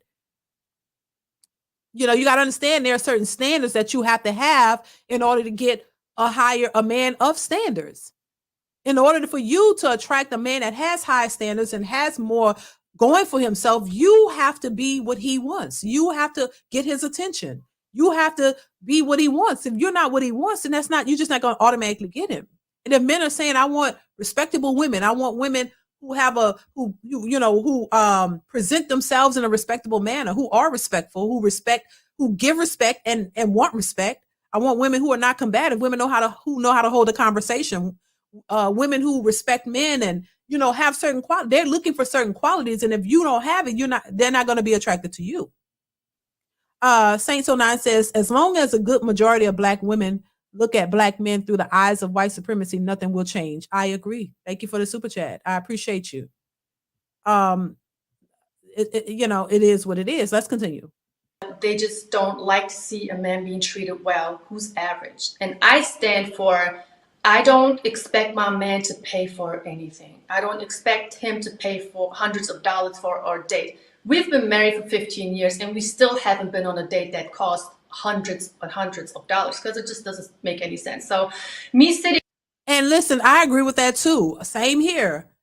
Now we've gone out, but spending hundreds and hundreds of dollars for what? Just the two of us? No, that's not necessary.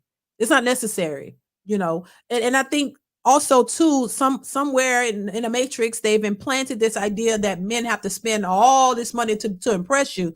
It just doesn't make any sense. This is why I say the majority of the women who are married to success, who have successful relationships, and the men, the couples, I'll say, they have listened to, if you want to have a successful marriage to a good man and you want a good woman, listen to the people who have been married for years and years, 15, 20 years and plus. Listen to them. They all have certain things in common. and people like say, oh, it's a different time. The times are not that different. It's just it's being exposed, and the mentality of the women have changed. And a lot of the men too who are out here saying, oh, if you're dating a woman, I'll never forget it. I can't escape it. If you're dating a woman, you should be paying her bills on day one. I'm like, what the? So clearly there are men who think like that too. And as long as these men are putting it out there, these women are going to gravitate to that. And that's going to be the expectation, which is insanity to me. So on day one, there are men out here promoting that other men should pay her bills on day one, the first date, pay her rent, give her some rent money. Are you stupid? That is like that is magic to these types of women's ears. This is what they want to hear because they know they got a good one. They know, oh, I can finesse him. If you can just let these men know that you should be paying a bill for me or giving me some money on day one, as soon as we go on a date, oh my God, that's magic to their ears. That's what they want to hear because they want you to continue. They want all men to think like that. They want that's magic to a gold digger's ears. That's magic to a woman who wants to manipulate you. That is magic to her ears. You're that's like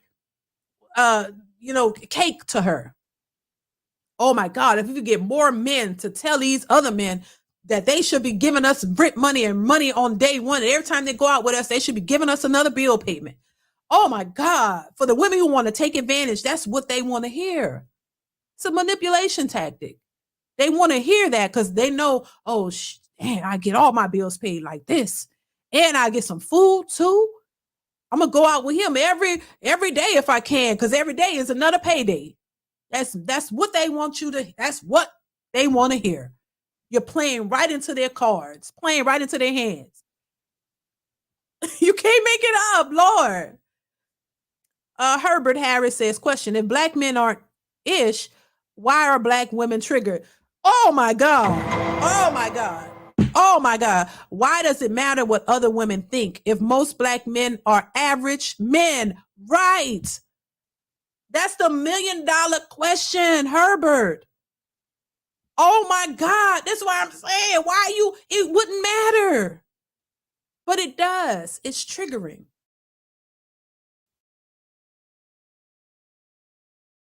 And they want you to change. Thank you for that super chat, Herbert. I appreciate you. That's what I've been saying the whole time. You don't, thank you once again, Herbert. I appreciate, thank you for the super chat.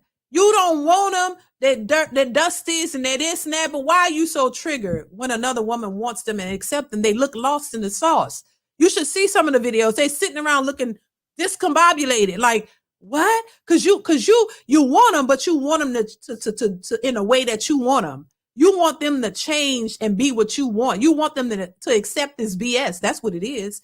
You want them. They think these shaming tactics are going to make the men fold and do what they want them to do. And it's not. They're moving on.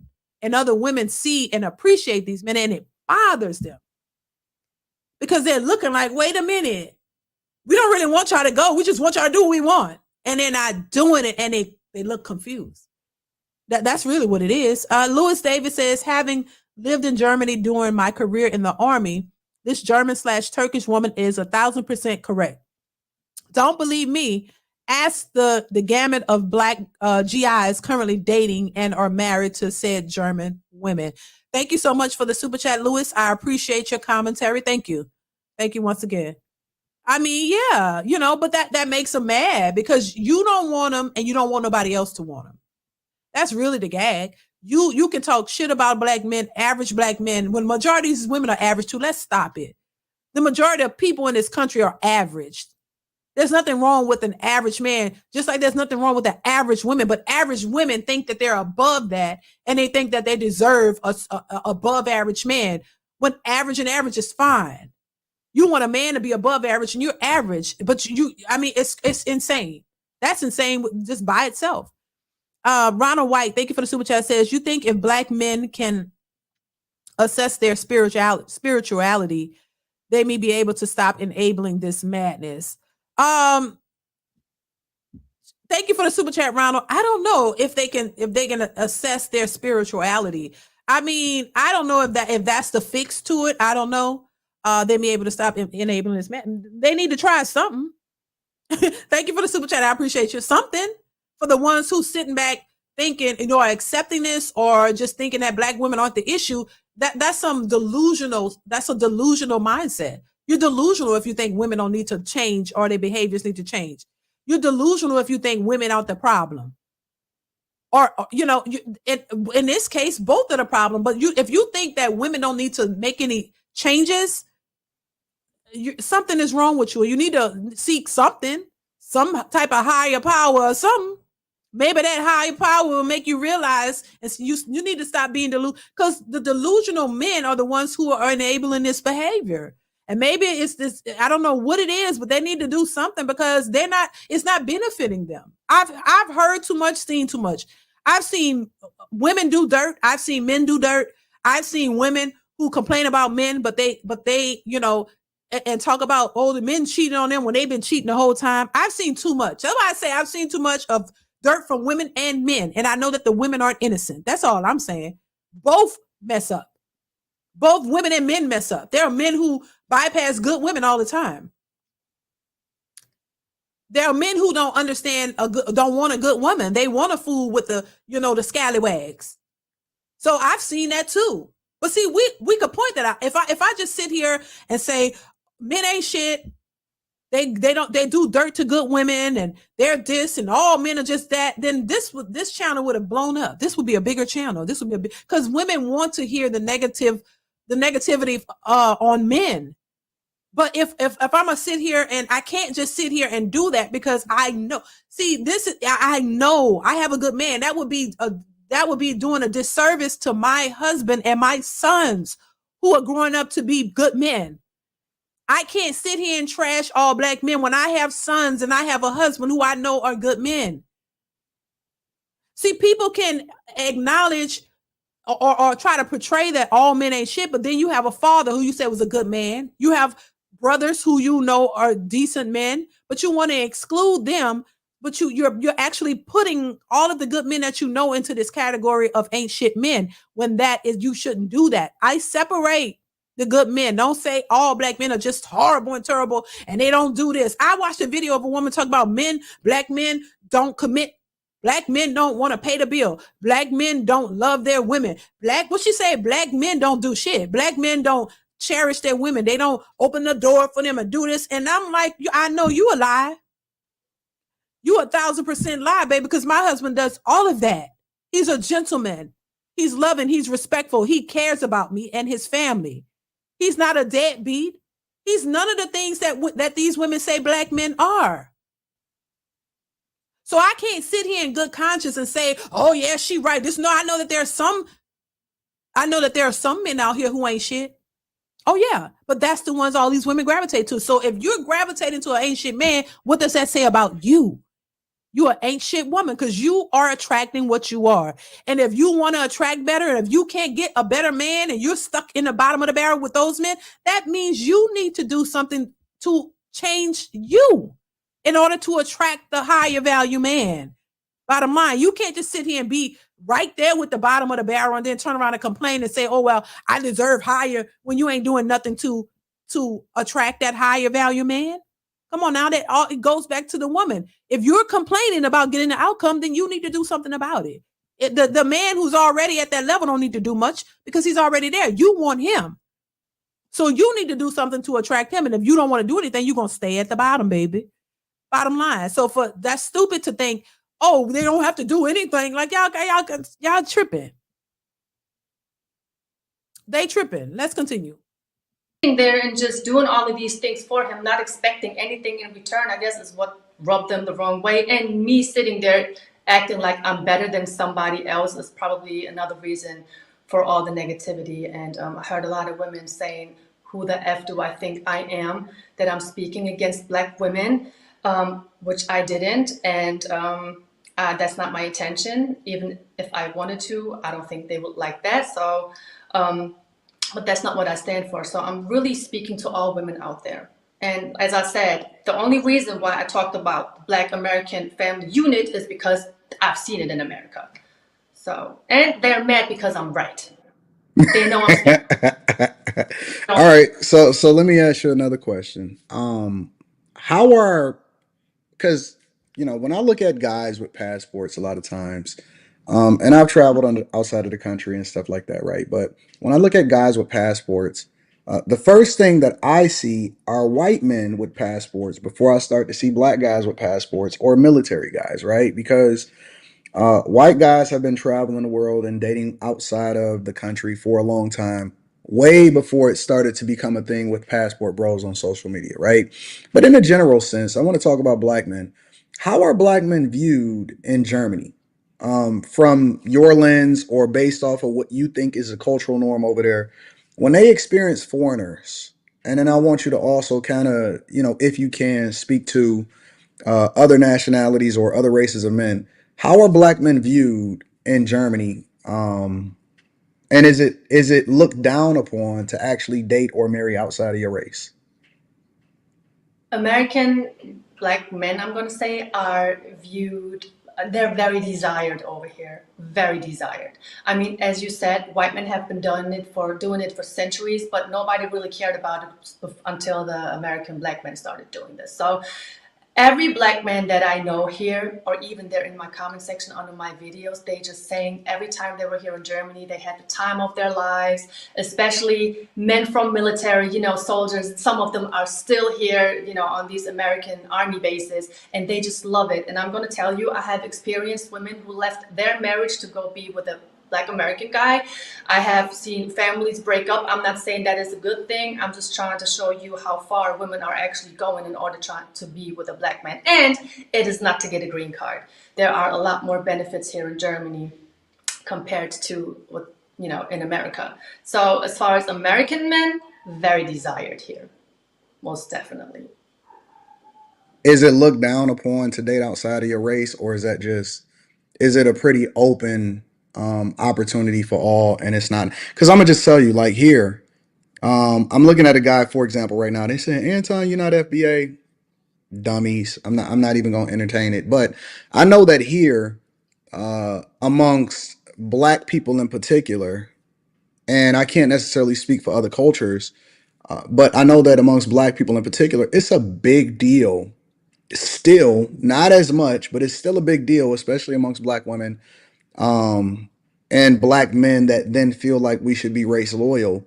It's a huge deal as far as making sure that you stay within your race, or, they feel like if you have resources or you are a successful black man in particular, that you are supposed to keep all of you're supposed to marry within.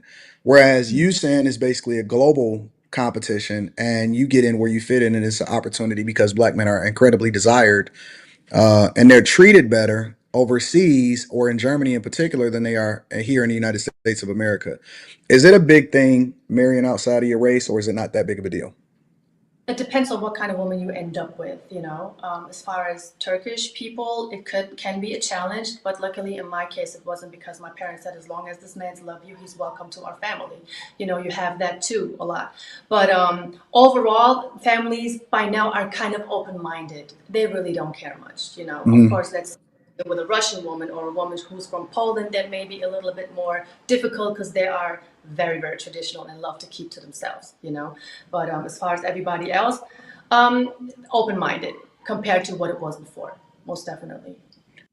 Now, and that's interesting that she brought that up because we hear Umar Johnson, talk about the snow bunnies and how black men go outside their race and all of this and date outside their race. And it's interesting because Umar Johnson, somebody brought Umar Johnson up, so that brought him to my mind. He's very vocal on black men dating black queens. Don't go out, you're marrying black queens because all these athletes get some money, and the first thing they do is go get a white woman. He talks about this a lot. And so I think some people agree with that, but at the same time, uh, you know, being race loyal is going to be difficult for any man who is looking for a traditional minded wife who wants to raise a family. It's going to be difficult sticking within the black community when you are having a hard time finding women who want to be with you. If you're an average black man and you're hearing the majority of black women saying they don't want an average black man, they're dusties, they don't measure up. What do you expect? What you want this man to do? Just settle for any woman, any black woman, just because she's black?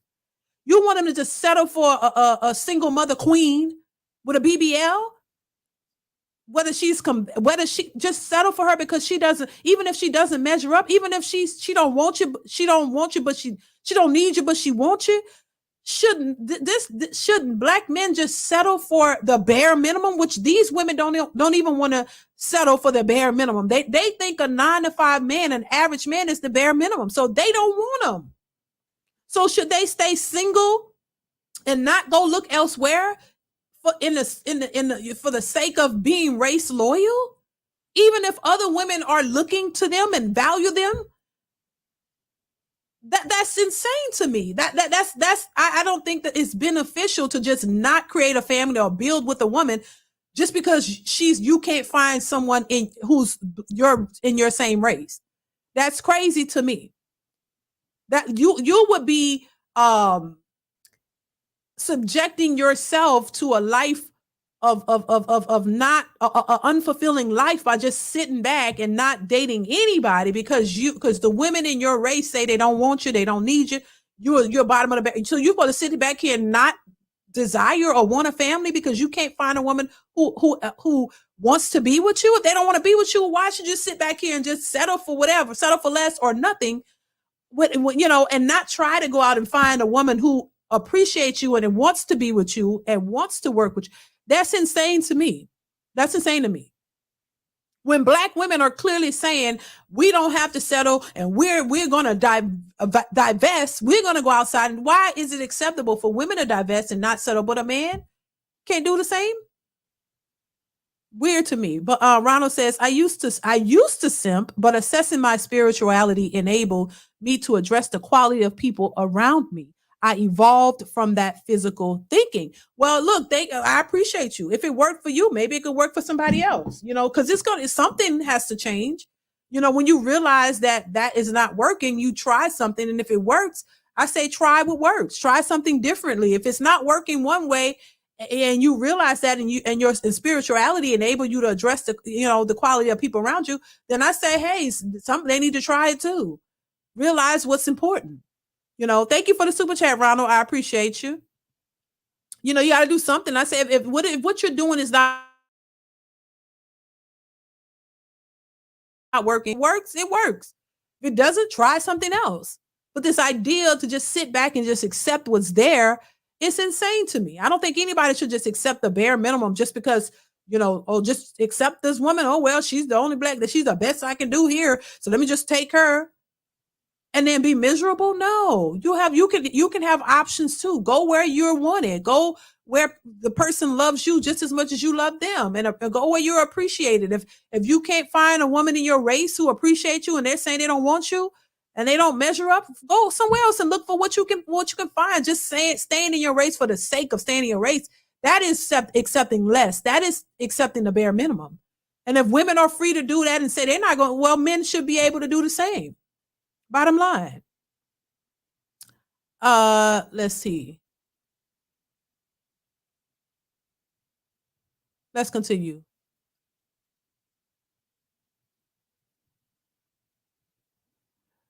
Is it Sharia? Thank you so much for being here. I appreciate you.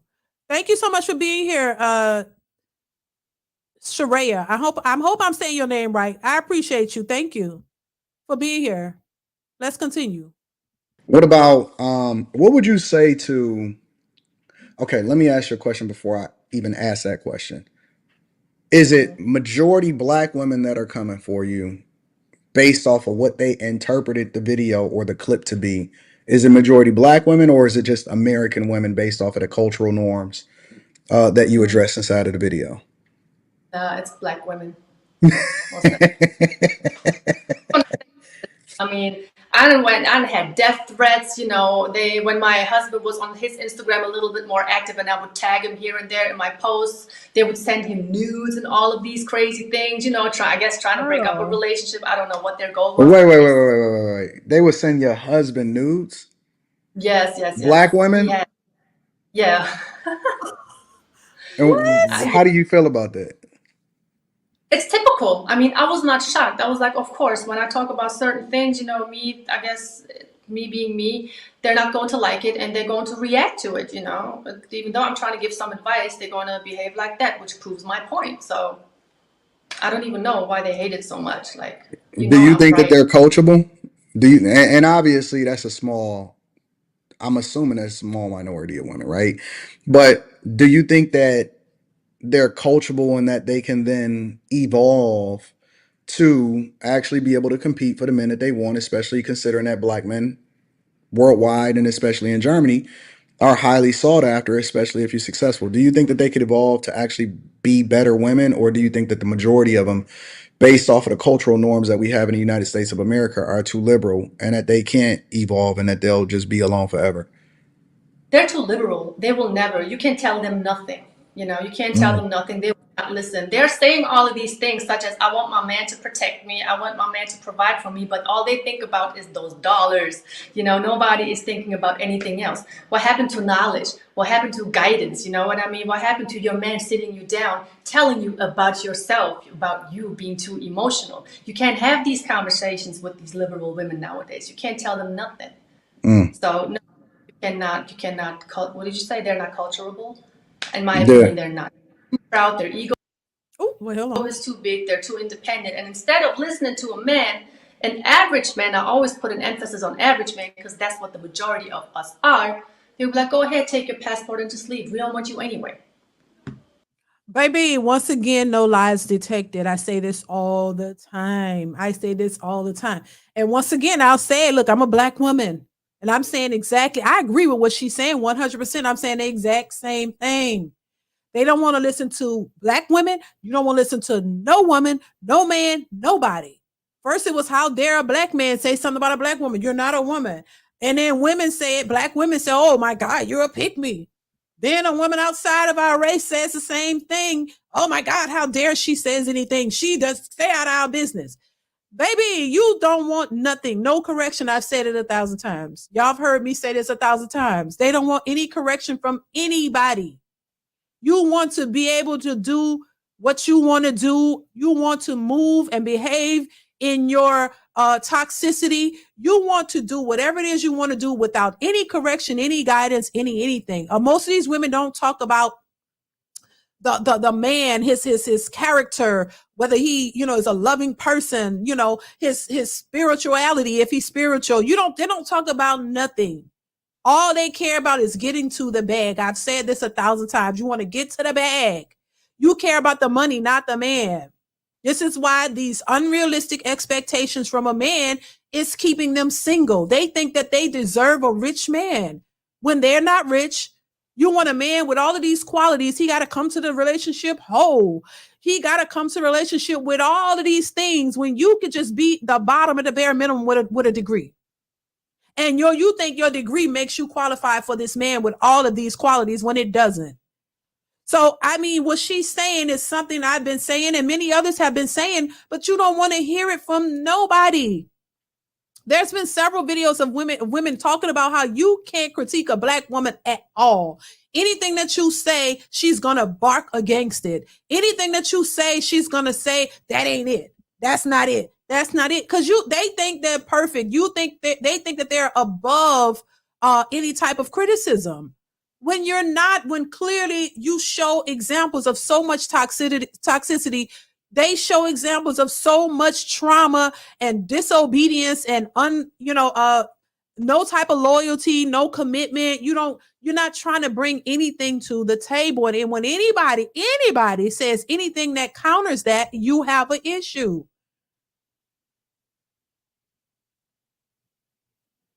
It is what it is. You don't want to hear any type of correction at all from nobody. And it's not how you say it. It's not who you are. It's just you saying anything, period, that contradicts what they're saying, then you're the problem. Because as long as, you know, as long as you're saying all black men ain't this and men are trash, and you know that lady who said who the f did I marry, that blew up because you know it was negative. Now whatever her experience was her experience, but because it was something that that a black man did wrong, oh my god, it blew up. Anytime you bash a black man, it's going to go viral. And if you talk about, you know, the nature of black women, then that can go viral for the wrong reasons, because how dare you? You know, it's just a problem overall. It's a problem overall in this country, and black women have shown and have told us over and over and over that they don't know how to cooperate with a man. Then they don't want to. You don't want to. You want to do what you want to do. You want to be the way you are, and you got to either take it or leave it. So when the men leave it, y'all got a problem with that too. Black women should not have been angry at all about what this lady said, because y'all said y'all don't want these average men. So if you don't want them, and the fact that somebody else wants them, it kills them. It's crazy to me. That means your narrative is not really, you know, you can't push this narrative to other people, other women. They're raised a certain way. So what you're saying about men in general does not bother them, because they're raised to cooperate and work with the man and be submissive to a man. So it's not going to affect them in the same, you know, you can't control the narrative everywhere else. You can control it within these black women who want to accept that, but your message is not conveying to all women. All women don't think that way. You can't get through to me to make me think that all black men are horrible. You just can't do that, because I know better. You can't convey this to other women who were raised differently to tell them that all men are just trash and you shouldn't want them just because you don't want them. No. So the group of women who think that all men are trash and they're this and that, and you have these unrealistic expectations, all of that group of women are just going to be sitting in that pool of women by themselves. While women who understand what it takes to be in a relationship, and you can't be an independent boss chick, and it's not all for the man to do everything that you should contribute to, those women are gonna get somebody. That's why the majority of them can be married for years and years, because they understand what a relationship is. The ones who don't are the ones still complaining in that little pool of women who are complaining, saying otherwise. Those women are going to be 30, 40, 50, 60 years old by themselves. They're going to be Vivica Fox and a lot of these women who still thinks they're settling and still think a man should just take them shopping. So they're going to be a group of old women sitting there still complaining, well, I could not settle because I just I never wanted to settle. And so I'm just by myself and I can't, you know, I did what I could. And, you know, I just couldn't find a good man. Well, you know, because there weren't no good men around. No, they don't want you. You're not what they want, sis. So stop complaining. Figure out what it is that you need to do. Take some notes and stop thinking that you're the prize and that man you deserve everything and he's just supposed to give it to you without you reciprocating anything. Y'all got to do better. Got to do better. Got to do better. Just saying. Let's continue. Do you think that more men should get outside of the United States of America and open up their options to the possibility of marrying outside of the United States of America? I mean, why not? The world is a big place. There are places where women like American men. Just try. I mean, even if you don't find somebody, you can at least see a different culture. I mean, a lot of people don't even travel. So, but Germany is another place that men most definitely should visit for sure. How are women in Germany, right? And let me ask you what could possibly be a tough question, but I think that it's a fair question considering, right? Because what a lot of women probably are saying, and I've seen some of the videos in reaction to you, what a lot of women are saying is that she shouldn't even be speaking about black women, or maybe she fear black women or something like that, right? Here's my question to you. My first question is, why not marry a man from Germany? Like, why marry a black man from America? It's the I guess it's the style, most definitely. It's exotic for sure. You know, I would say, how can I say this without sounding too thirsty? No, I mean, just say what you really think.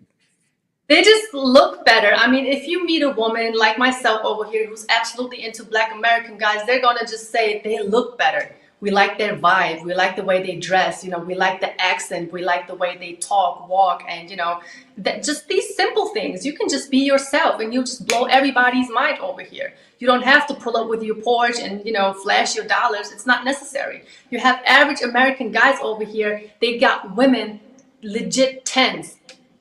I'm telling you, I was walking around with a content creator yesterday. We were in Cologne. That man, I introduced him to a few places.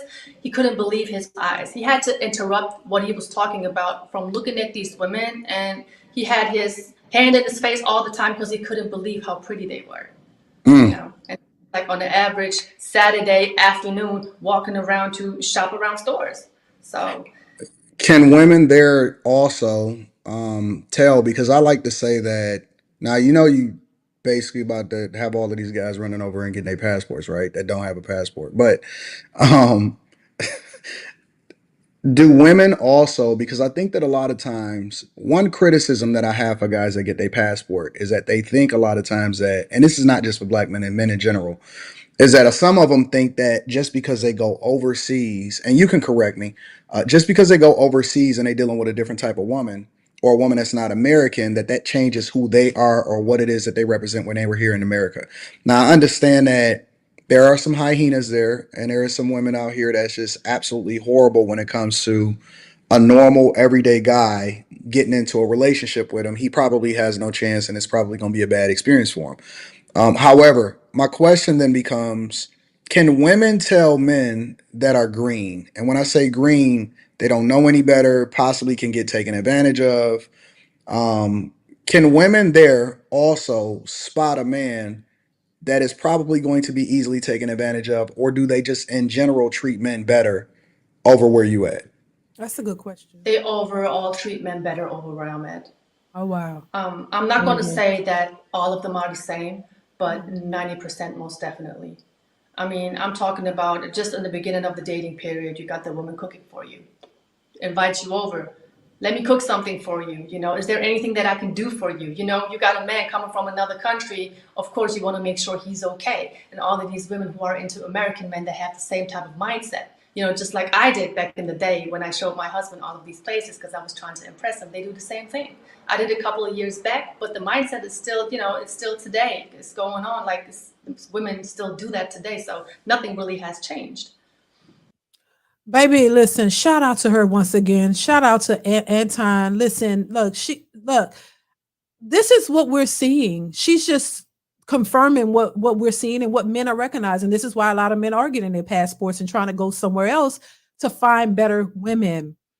And it's a slap in the face to black women because black women just think that they're, you know, and I will say this because I am a black woman and I think there are a lot of attractive black women. We have some good looking women. We have good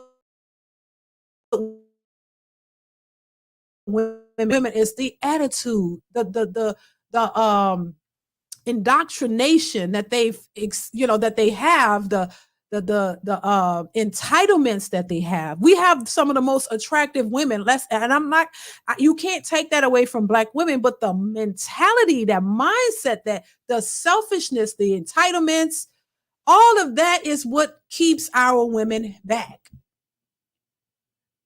We have good looking women, and most black men are attracted to black women and want black women, but the mentality that a lot of our women have is what's keeping it, it's just keeping you back. And it's like they can't let it go. You can't accept that you have issues and you don't want to change them. That's just it. And when you hear other women outside of our race talk about it, oh, it infuriates them. But it only infuriates the majority of single women because they're struggling to get a man, but they don't want to accept that their expectations are too unrealistic because they've been brainwashed to think, oh my God, you're educated, you got these degrees, you're everything, and this and that. So you got to level up. You know, you got to level up. You can't accept the bare minimum, which is an average man. in their minds, they don't see themselves as average. So they think they're above. So they need a man to match their fly. That's why, oh, if I make up 6 figures, he got to make 6. You're not understanding that is not conducive to a good man. Just him making more money than you. It's not just about the money. And when you hear other women who are saying, hey, hell, there's been black women who say, look, I cater to my man and do this. And they've been called pick-me's. And they've been, black women who come on social media and say, look, I cook for my man. I make sure and women who work and their husbands work still come home and say, I'm making dinner for my man and my family and I enjoy doing it. Oh my God, they're pick-me's too. So there's been a lot of women out here, black women, who've been saying, hey, I cater to man. I do this for my man. They're like, why are you doing that for Dusty? Why are you doing this for the bare minimum? Why are you doing, what did he do? You're struggling. You're this, you're that. They hate to see women in general catering to their man, a black man. Anytime you say you do X, Y, and Z for your man, a black man, oh my God, they got a problem. They try to find the negative in it. You can't see positivity if it's right slapped on your head. And that's a problem. They just can't fathom a woman in general doing anything for a black man because they don't feel that a black man deserves it. But he's supposed to do everything. Child, it's a broken record. It really is. And and like I said, if you just sitting here thinking that's what it's all about, that's why you failing. That's why you're single. Mark Kendall says, didn't KS predict this very thing? Yes, he did. Yes, he did, Mark. Thank you for the super chat, Mark. Yes, he did. He certainly did. And it's constantly going and they don't see it. Thank you, Sammy, for becoming a channel member. I appreciate you, Sammy. I appreciate you. Thank you so much. They don't see it. You're just stuck in your ways and think that people are supposed to cater to you and fall under your wing and all of this. You can't stand women who say they do things for their man because he does so much for them. Or any woman who says, look, I'm interested in this man, so I'm going to do something for him to show him I'm interested. No, it's all about you. Your man got to do all this stuff for you. And you're not supposed to do anything. That's not going to work. That's not going to work. And the more men realize this, the harder it's going to be for these women to get a man, or it's going to force them to actually level up, or they're just going to turn gay and be with women and y'all raise y'all kids together and y'all just accept the fact y'all ain't going to handle man.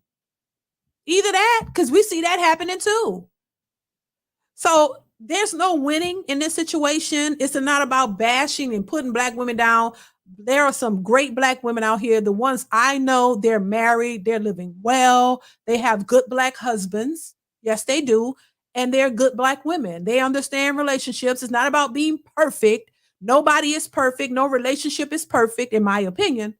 But it's perfect in your eyes and what you are working on together. Because it's marriage and relationships is not for everybody else. It's for you and the person that you're with. It's about you working and building something that works for the two of you.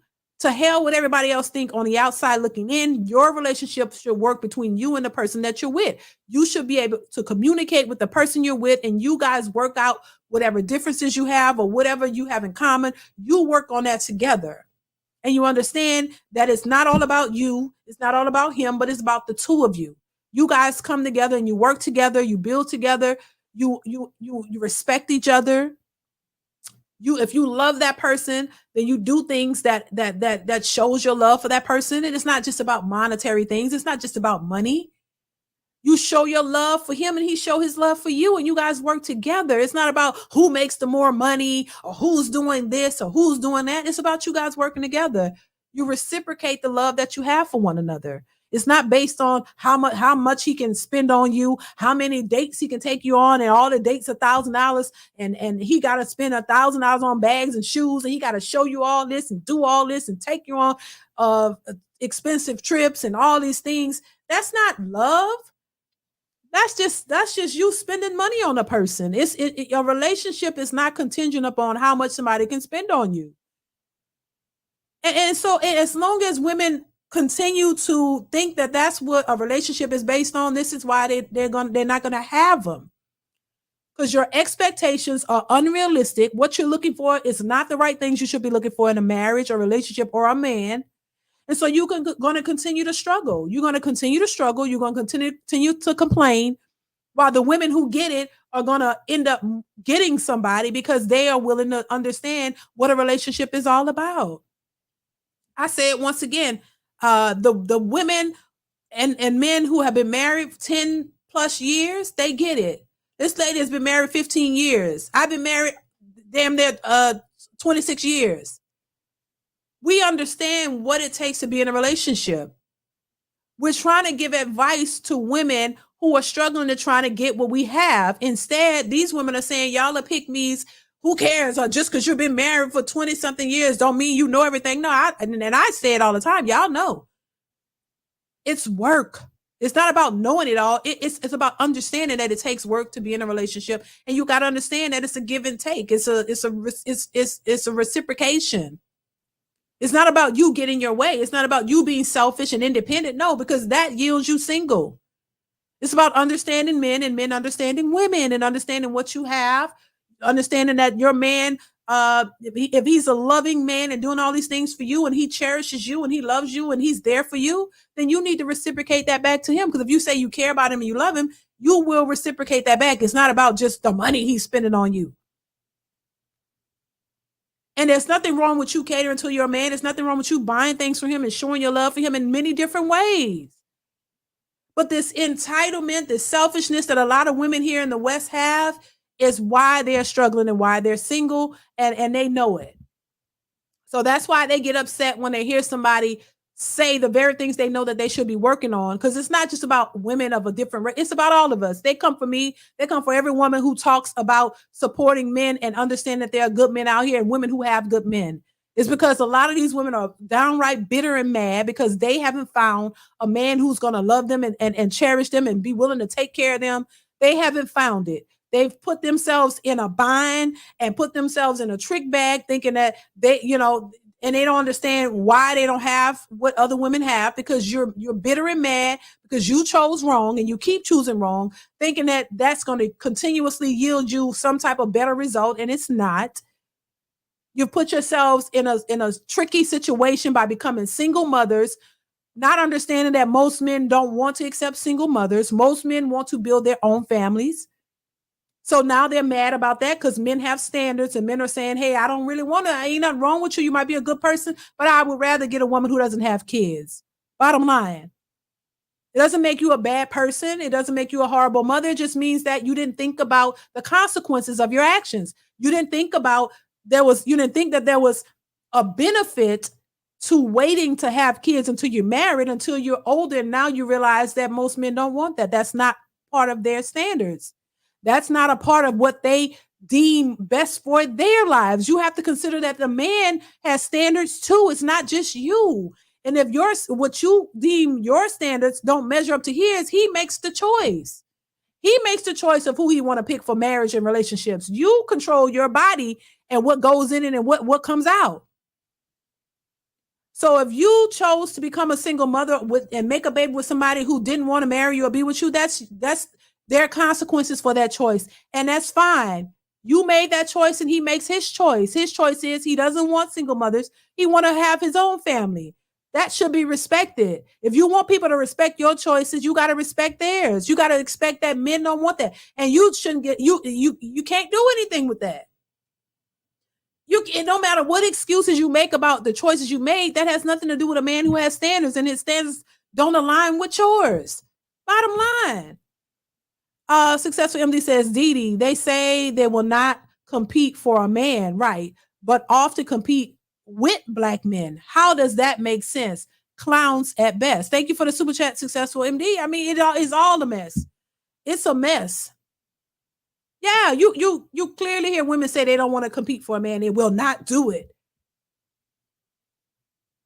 You don't want to compete for a man, but you compete with the man. You want to, they like to talk about, thank you, Successful MD, for the super chat. I appreciate you. Once again, you measure yourself up to Black men by saying, we make more than them. If I can make this amount, why can't he? He needs to level up and get on my level financially. it's like you competing and trying to get the very things that you say a man should have. I mean, this is the whole point of them getting all these degrees and making all this money. I make this, I make that, so I should have a man. No. These men didn't say we need y'all that makes what we make, or you need to make all this money. Like, y'all, it's so dumb. They're competing in the wrong way.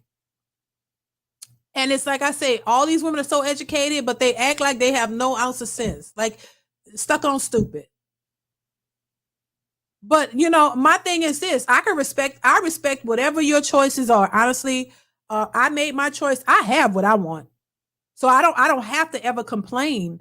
I have what I want. I have my husband. I have my family, child. We made a lot of children together. We love making those children together. We're working together. We have been for damn near 26 years. We're working together. We've built our family. We're living our lives till we can't live them no more. Till one of us passes away. Hopefully that's a long time from now. We're going to rock this thing out to the end like it's supposed to be. We're going to rock out together. We don't give a damn what nobody else thinks. We know each other. We've worked to build what we have. We didn't start out with everything, but we've worked our way up to where we are, and we're still working together. That's how you build a family. That's how you build on a marriage and a relationship. Relationships have ins and outs, ups and downs. There's no perfection in any of it. But what's perfect in it is the fact that we have vowed to work together and build together. That's the perfection surrounding the whole thing. But there's no perfect relationship. The way people look at it, the way these modern women look at a relationship, they think the man's supposed to be perfect, but they could be flawed all day. So if you can understand that you're not perfect, but you want a perfect man who's whole, who's coming to the table with everything intact, while you haven't had an ounce of accountability ever in your life. So you for damn sure ain't perfect if you can't even be self-aware. If you can't even see yourself, you can't even see yourself and your flaws and all. You damn sure ain't perfect, but you want him to be perfect. Make that make sense. You want him to be perfect in the sense to where he can measure up and have everything that you want. That's perfection to a lot of these modern women. A perfect man is a man who does whatever she says. That ain't happening.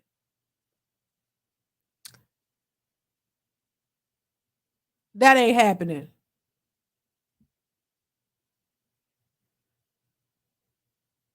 It's not happening. So, it's crazy. I mean, once again, all I'll say is, look, we got to stop being so sensitive to things. And you got to understand that accountability is key for you getting what you want. Accountability is the key to getting what you want. And first addressing the issues, and then, acknowledging it and start making changes to yourself so that you can't expect it to get the top tier man. And you haven't even worked on yourself, and you haven't even acknowledged that you have issues, that there are some things that we were taught being raised in a single mother household that does not benefit us in dating. You got to admit that. You got to admit that this single independent mindset is not really helping, especially Black women in dating. It's not. It's not. And I know it firsthand because I come from it. But I understood enough to know, hey, the person who's telling me this don't really have, is not really happy and doesn't really have what she wants, but she doesn't want to change. So I don't want to do that. I want something different. So I knew I had to take on a different mindset, and not the one that was taught to me, not the one that was ingrained in me. I had to work to change my mindset and still have to work on things. As long as you're alive and breathing, you can always do better. But if you don't want to even acknowledge that you've been taught the wrong things and that it's not benefiting you, and you don't want to change it, well, then that's on you. I'm just saying, it's on you. Whatever you get is what you get. That's just that. And the fact that a lot of men now are privy to this mentality, and they see it, and they're not brainwashed into thinking that every woman is just perfect regardless of what she does. It's making a difference in on the dating scene. So now men aren't approaching women. Men are trying to look elsewhere for quality women. And they're not just accepting the bare minimum from women. So it leaves us where we are. And then once again, as Black women, we got to do better. You know, you gotta stop thinking that this is the nature of all Black men, because you've only associated with the bottom of the barrel Black men who don't have the qualities that you end up wanting in life. Those men are a small percentage of men who don't really give a damn, who gonna just screw whoever. I wouldn't promote that, but I mean, this seems to be the men that the women are gravitating to. The small percentage of men who are out here sleeping with everybody, y'all giving babies to all these men and still blaming it on them. Those men aren't looking for a relationship. There are men out there who don't want relationships, who are out here just screwing everything because they can. Because women gravitate to that type of man, and y'all sleeping with him. He ain't just sleeping with, he's sleeping with these women, the women who are giving him sex.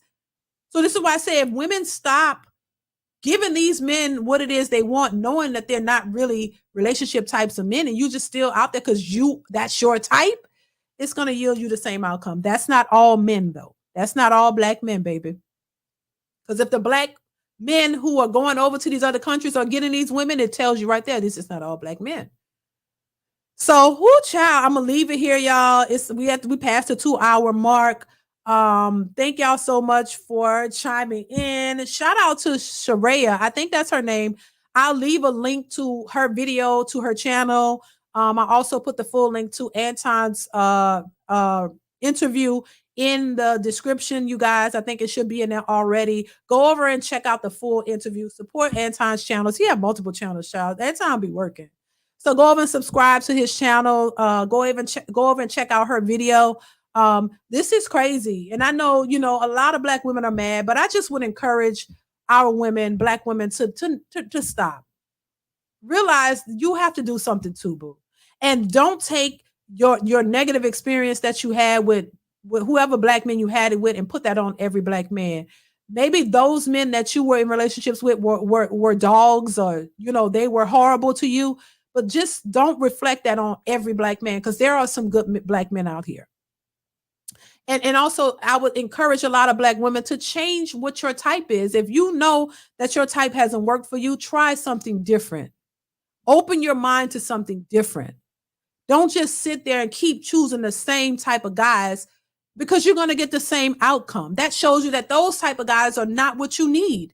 They may physically be what you want, but they're not what you need. And if you're looking for something more stable, something more long lasting, you got to get outside of your type, because that is not working for these women. All that is just getting you the same type of outcomes, knocking some of these women up with babies and yielding you single mothers who are bitter.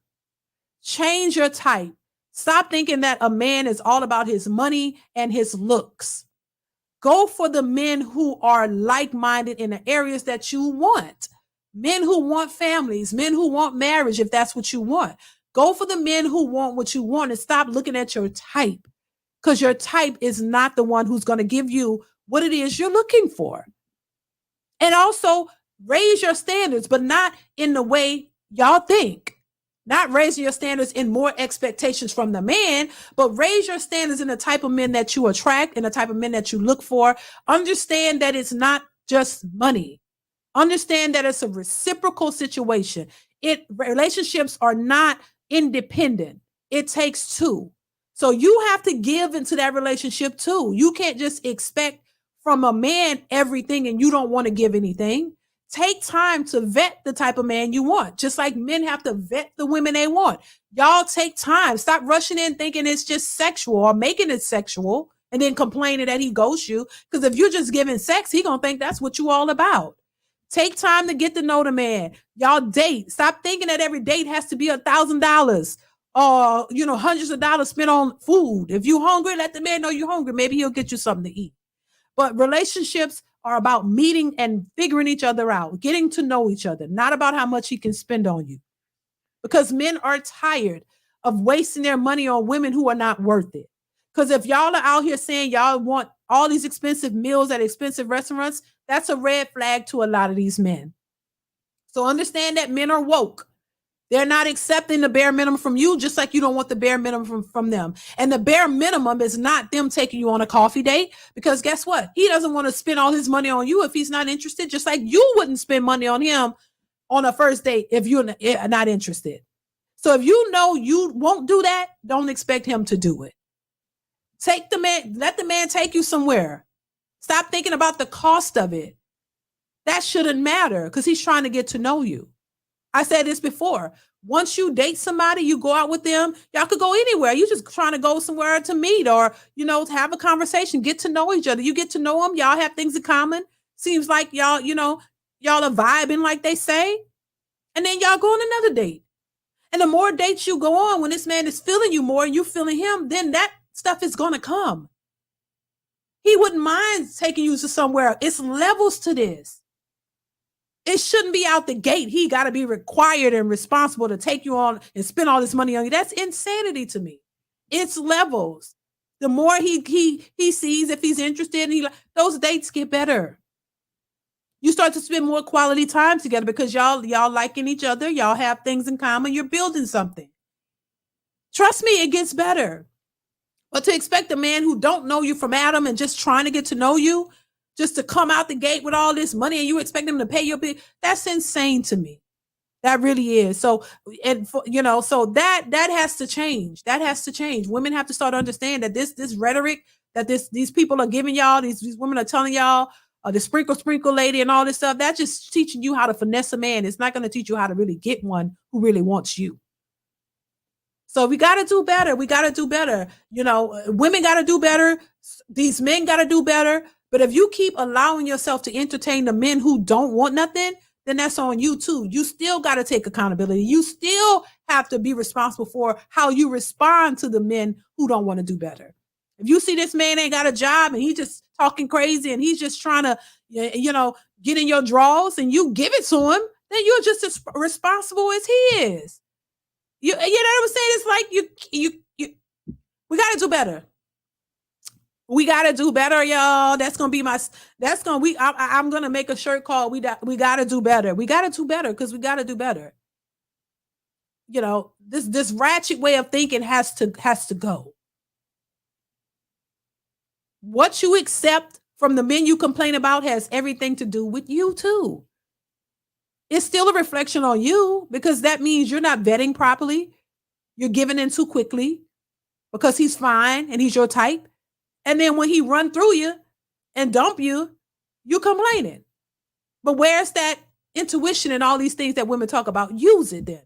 Use it so that you won't fall into this trap. And just keep in mind that you attract what you are. If you can't find a good man, you need to make some changes within yourself. Bottom line, I don't care what nobody say. It all goes back to you. You are what you allow.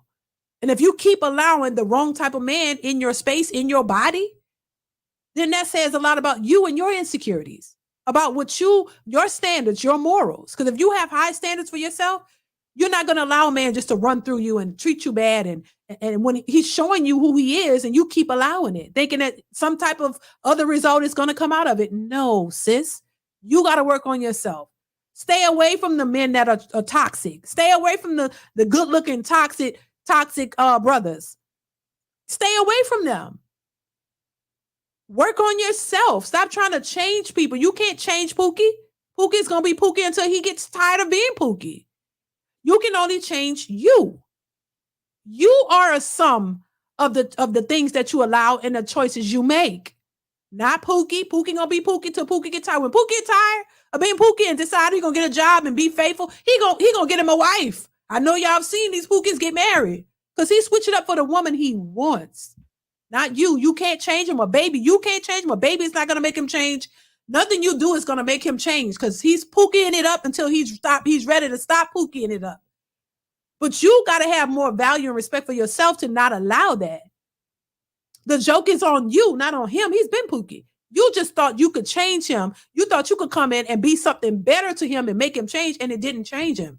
So now you're bitter because you done been ran through by pookies and got babies for pookies or whatever the case is. And now you're bitter and saying, all men are just ain't shit. No, the pookies you chose weren't shit. And you knew who he was. You thought you could change him. So you can't change people. They got to want to change. All you can do is make yourself better and present yourself better, have more standards and higher values for yourself, meaning that you won't allow anything in your life, Not going out here thinking that all men are trash because of your experiences, but understanding that you should uh expand your options, and you should also respect and value yourself more, with the understanding though that there are good men. You just need to pull yourself out of that pool of the men that you've been attracting. So work on yourself, not just financially, because this is where women go wrong. You think money and status, you think the things that work for men is what's working for you, and it's when men and women are not the same. So your status and leveling up financially and going and get all these degrees, it's not going to work for you the same as it does a man. That's your expectation for a man, but that's not the expectations from a man for you. The expectations from a man is they want cooperative feminine women. Work on that. Go to charm school. Learn how to be better women to men. Learn how to do things, reciprocate the love to the man that you want. Learn how to be a better woman to the man that you want. When you start developing those attributes and you start changing your mindset and all of that, you'll realize you'll start to attract a different type of man, because you're going to exude that. It's going to show through. If you are an educated woman, that's fine. You got to understand that your education does not equate to you being the type of woman that men want. You can be an educated woman, but you don't have to be masculine and aggressive. That's some bullshit that they're trying to push. You don't have to be masculine and aggressive. You could be a feminine woman and still have a degree. You could still be loving and nurturing to a man that deserves it. Of course, you're not going to get that from the Pookie, because that's not what Pookie is. He there to bang you down, make you feel good. You like what he looked like, so you think that's what you want, but he doesn't have all the qualities that you eventually say you want in a man. So find a man that has the qualities, but also develop the characteristic and the things that he wants. Because if you're still thinking in that masculine independent because you got a job and you make some money, that's not going to get you. You got to be willing to meet the man halfway. You got to be willing to give him what he wants, just like you want something from him, boo. That's just the bottom line. It's not that difficult, but it's difficult because this is not what women want to do. They want to act in their masculinity and who they are and who they've been trained to be and programmed to be, and thinking that they should get the best option out there. And that's just not how it works, right? So I'm going to leave it here once again, you guys. Thank y'all so much for being here. I know this was impromptu. I had to come and give my 2 cents on this. Shout out to everybody in the building, everybody watching. Shout out to Anton. Shout out to Sharaya, the lady from the video. She was in the chat. I appreciate you. I put the link to her video. Check them both out, you guys, and support them. Shout out to everybody who gave super chats and cash apps, who support the channel, y'all. Shout out for being here, watching, sharing the content, all that, your responses, everybody in the chat, everybody watching. I appreciate you guys so much. So that is it. I'm going to leave it here. Once again, that's just my message. You know, I try to give my little 2 cents and give what I think that will help the people out. Hopefully somebody hears it. So hopefully somebody listens to us. Hopefully somebody gets something out of it, you know. And once again, I'm not trying to bash anybody. I just think that our women, we have a lot of good women in our community, but I think the ones who have this mentality kind of outshine the good women. And I think, you know, we can learn something. We can learn from each other. It's not about being perfect. It's not about knowing it all, because none of us know it all. None of us are perfect. It's about just learning something new from what we were taught. Realize if you're trying to get something, if you really out here looking for marriage and a husband, you can't go into it with this independent mindset. This is not it. Your education does not suffice for healthy relationships. You got to understand that. There's nothing wrong with being educated. Nothing wrong with having a degree and can bring a certain mentality into a relationship where you have a good man. You know what I'm saying? When you have a good man who actually wants you and cares about you and loving towards you, just give him the love that he deserves in return, and not try to downplay this man or make him feel less than if he doesn't make as much money as you does. Because at the end of the day, when you come together, you bring it together. Your resources and his resources should come together in the benefit of the household and the family that you guys want to build together. And if you don't want to build a household and a family and build with the man and build together, because we don't only build financially, you build overall. You're raising children. If you want children, you're raising your kids to be productive citizens, to be good people, you know, you want them to thrive as well. So remember, the marriage and the relationship is not just between you and the man, but the future, your future, the children that you're raising to be the future. This is why single mother households are struggling, because these kids don't really have a future. It's not a real stable household. Not saying that women can't raise. There are a lot of women who are single mothers, and I will add this, who have decent children, but that's not the majority. And shout out to those women who, you know, whatever circumstances or situations you were in, you had to be a single mother or whatever, and you had to raise your child, and you're teaching your child the best and exposing them to good individuals to give them the best you can. Shout out to them. I was raised by a single mother, and I don't think I turned out too bad, or my sisters or brothers. But at the same time, I do see the lack that was associated with that. I do see the downside of it as well. I do see it in the mentality that you have when you're raised by a single mother. So I acknowledge both. I acknowledge that, hey, as a child being raised by a single mother, I didn't turn out too bad, but I do acknowledge there are certain things that I had to work on, and certain things that I lacked because I didn't have my father there. And because it was just a single mother, there were certain things that she taught us that we had to unlearn, that we had to untrain ourselves from in order to have a successful marriage. Because if I went into my marriage, which, you know, without changing those things, we probably wouldn't be together, because I probably would have left, because there were certain things that were indoctrinated into my mindset from my single mother upbringing that would have caused me to leave my marriage, because I didn't understand a good man, because my mother didn't have that. So she couldn't teach me what a good man was, because she never had one and didn't choose to have one. She chose to do what she did, and it's very in line with what a lot of these single women are doing now. That's why I say I've seen it. I've seen it growing up, and I see how what yields from it. The fact that she's still single and just going to be single for the rest of her life is what's up ahead, because you don't know or want to change your mindset. So you stay there. And so you usually those women are old women by themselves. They don't ever get a man because they don't understand that dynamic, and they don't understand it when they see it. When you change your mindset and you try something different, they look at that as, what the hell are you doing? So they even, you know, my marriage was criticized for no good reason, because you don't understand a man who wants a family, who's happy to have a family, who loves his wife, who takes care of her, you know, provide the things for her, and you know that she doesn't have to provide for herself. They didn't understand that because they never saw it and didn't have it, and probably didn't think it existed. But she gets to see it in her children, but she still doesn't like it. She tries to find things wrong with it, because all you know is this single independent lifestyle, which you end up being single independent to the end. And so if you don't want that, you got to do something different, bottom line. So y'all, I know I talk a lot. Thank y'all so much for being here. I will be back tomorrow, you guys, 1:15 p.m. Central Standard Time. Make sure you join the live. Hit that notification bell to be notified when I go live. If you're new to the channel, you haven't subscribed, hit that subscribe button. It is free to subscribe, you guys. Join the channel membership. That definitely helps the channel out. And shout out to everybody who supports the channel via Cash App, Super Chat, or any other way you've contributed to the channel. I appreciate you guys. So I'm done talking, y'all. I'm tired as hell. Y'all stay tuned for more. Watch the videos that I posted on the channel, you guys. And I will see you guys tomorrow. I'll probably be back. I'll be back tomorrow. I'll probably be back Thursday, because there won't be a live this Friday. So I'm gonna just go ahead and do it Thursday. But there won't be one this Friday. So I'll just do it early on Thursday. Same time. Make sure you guys be there. I appreciate you guys. Y'all stay tuned for more. I will see you in the next one. Mwah. Bye.